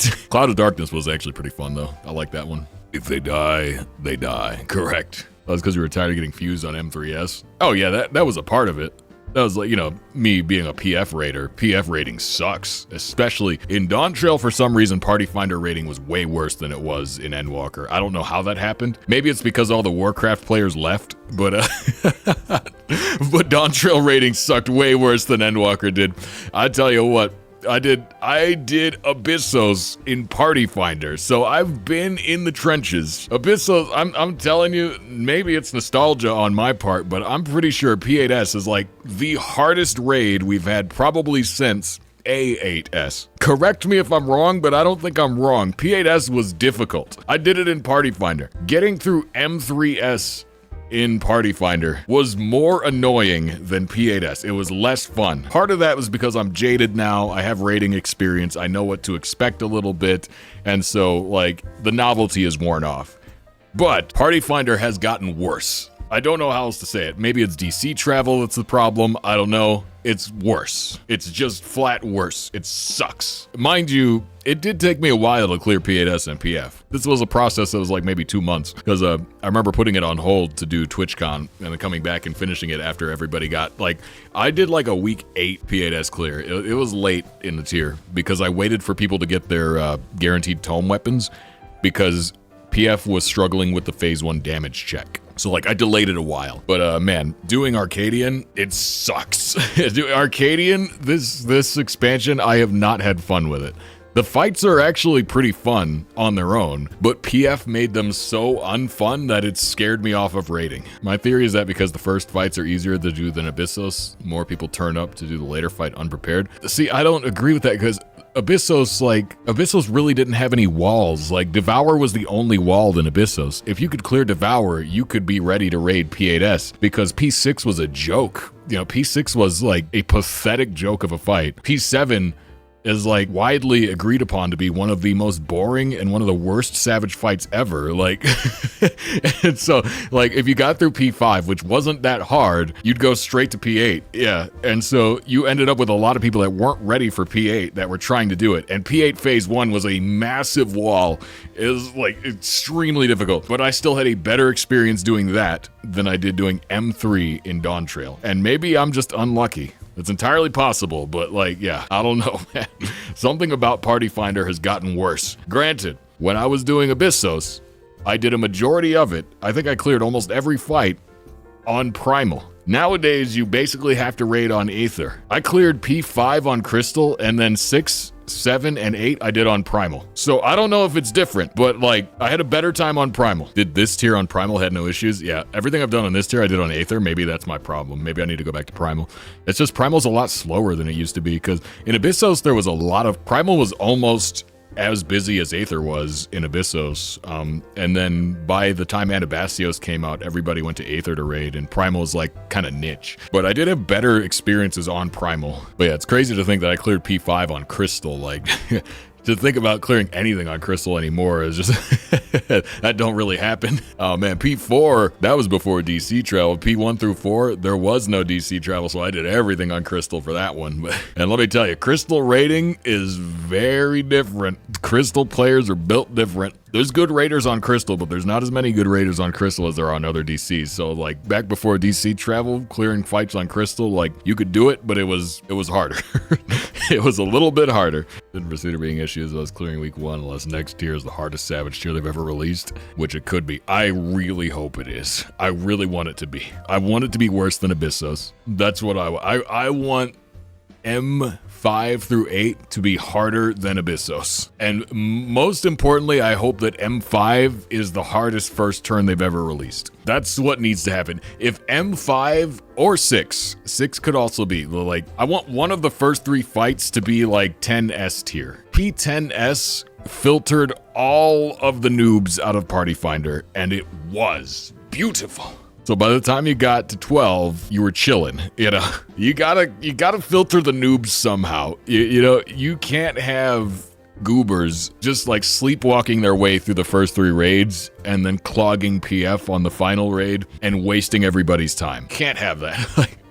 I hope that M5 is the hardest first turn we've ever gotten. P10S made me find a static. See, as a healer main, P10S is one of my favorite Savage fights. It's actually really fun. I actually really enjoy it. But the thing is, like, that is a fight that is... DPS doesn't matter at all on P10S. Let me put it like that. It's a tank healer fight. Your tank's got to be good and your healer's got to be really good. And so for me, as a healer main, it was a test as a healer to make sure that all of my abilities lined up where they needed to be. But once I got that figured out, it just became fun. I had a great time with 10, but I'm a healer main. So like, as a healer in P10, you have the most control over how the fight's gonna go. It's a healer fight. It is a very much healer fight. Second place being tanks. You know, like the tanks matter a lot in 10 because you got to get those tank busters right, those launch busters, but your healer's got to be on point. And so I had a great time with 10. I really enjoy it, but it filtered a lot of casuals. And I'm very thankful for that, because 12 was pretty annoying. Okay, anyway, sorry. I was just skimming the threads here. As far as forums go, I think we about farmed these way too long. This video is going to be a nightmare to edit. I blame it on the wine. One more thread. Why so many 18 plus related player events and party finders? I heard this game is 13 plus and party finders general public area.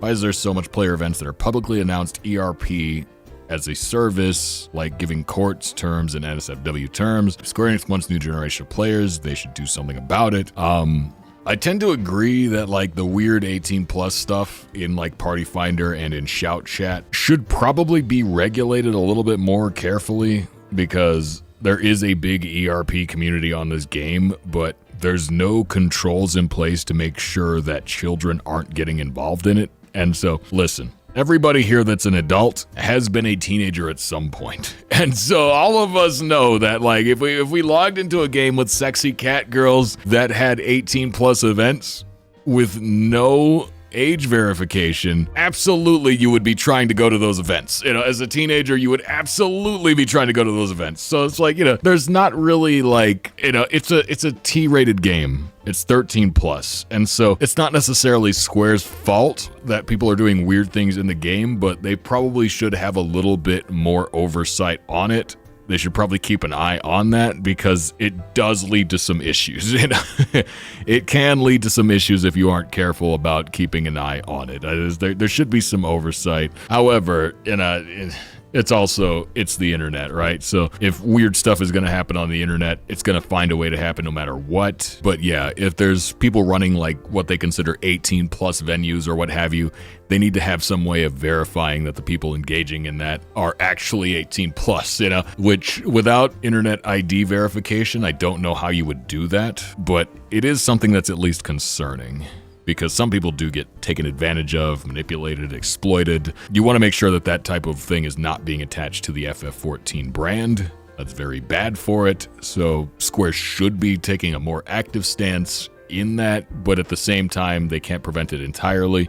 It's just, it's one of those issues that's like it's difficult to find a solution on. Is there even normal RP in this game? There is, but it's a lot of it's been kind of pushed out. It's been elbowed out by the ERP, by the club scene stuff, but there is still like regular RP in this game, yes. Sounds like something parents should look into kids' activities too. They should, yeah. At a certain point, you got to say like, well, why is the parent letting the kid play this game? But if your 13-year-old wants to play a T-rated game and you say, okay, yeah, you can play this game. It's rated T.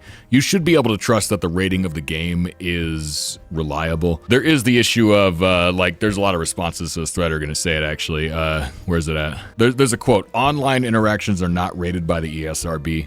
Is the quote I'm looking for, which basically means that, the ratings bureau doesn't necessarily rate what other people in the game might say to you. What teenagers actually paying for a sub in a game? Well, the teenagers aren't paying for it, their parents are. The teenagers aren't paying for it. That doesn't mean they aren't playing though. But yeah, the what it comes down to is online interactions are not rated by the ESRB. So it's like if you're getting your teen a game like this, you just need to be aware that this kind of stuff does exist. You need to be careful about how much oversight you want to allow them when playing this, because there are I would argue that probably a majority of the player base, even as much as like 80-90%, are probably adults playing this game. It's an MMO, it's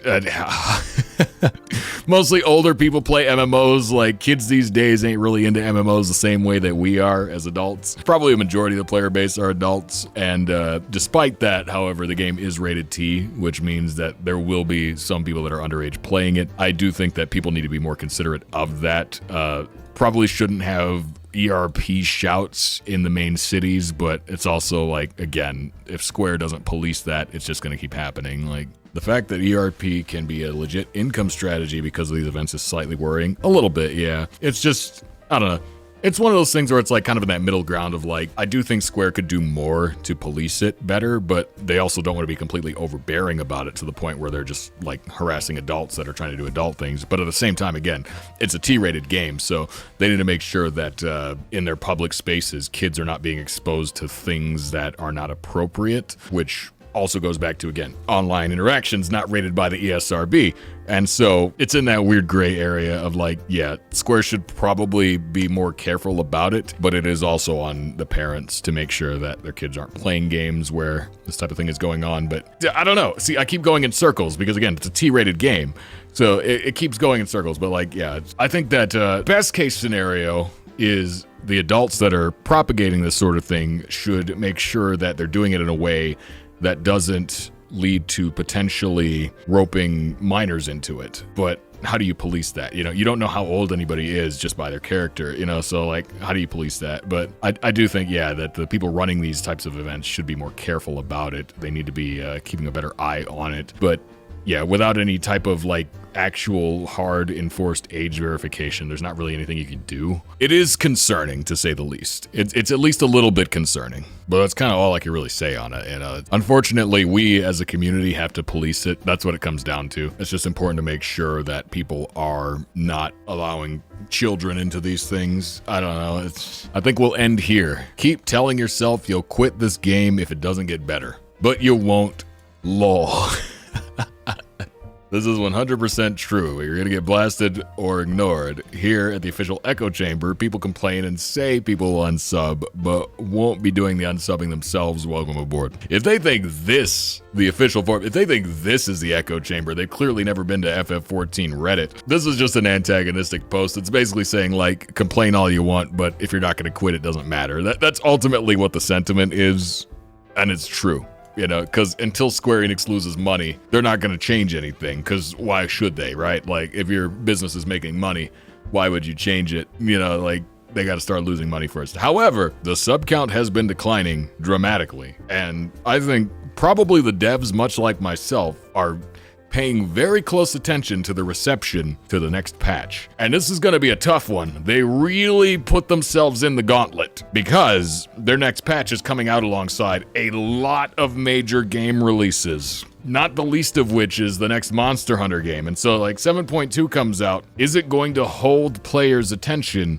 the same way that all these brand new games will? My money's on probably not. The question is, will it be good enough for Square Enix? And then they're going to have to evaluate that, because if 7.2 doesn't knock it out of the park, if 7.2 isn't a home run, then you're going to have to ask yourself, what is coming in 7.3? Because the odd number patches are usually smaller. And so it's like, if 7.2 doesn't knock it out of the park, is 7.3 going to actually be better? Probably not, probably not.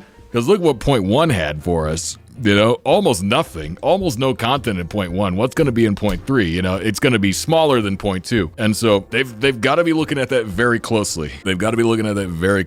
Hope Square doesn't decide to go maintenance mode because of this dip. The thing is, maintenance mode only works as an option if you have something to replace it.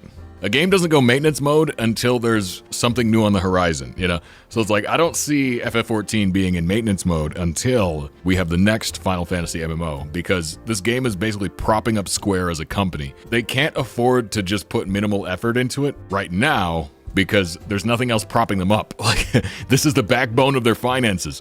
They need this game to succeed. And so until they come out with a new one, they can't give up on this one yet, But yeah, we gotta wait and see. Like, 7.2 is a very important patch, not just for the expansion, but for the whole game. And again, as we discussed last week, it's not the end of the world if the player count drops, but if we have sustained drop, if we have a trend, a continual decline, then we're gonna have to, start speculating on, like, what can we do differently? How can we improve this? How can we get more people coming in? Because a game that's not growing is dying, particularly as an MMO. If it's not growing, it is dying. And so it's going to ultimately lead to that question of, like, do we reinvest in this game? Do we reinvent it? Or do we create a new game to replace it? That's what it's going to come down to. But yeah, Dawntrail is going to be a very trying time, I think, for FF14, and hopefully it leads to better innovations in the future. As I've said many times, it's okay if Dawntrail is not the most successful expansion. It doesn't mean that the game will die, but if the game continues to decline, then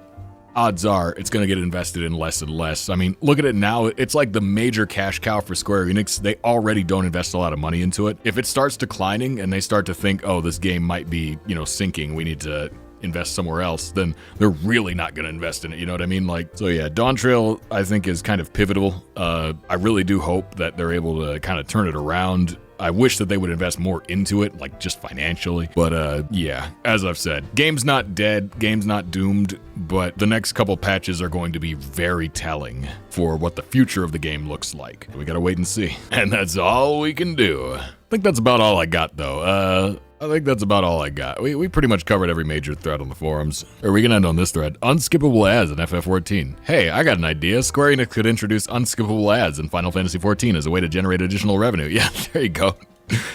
Just put advertisements in the game. Allowing the game to grow and offer more content. Yeah. Doesn't make enough money. Let's put ads in there. If you're rating X Savage, Ultimate, etc., after 5 wipes you do, you'd get another ad that you must watch. If you alt tab the game, it won't count, and the timer will freeze to ensure that you watch the ad.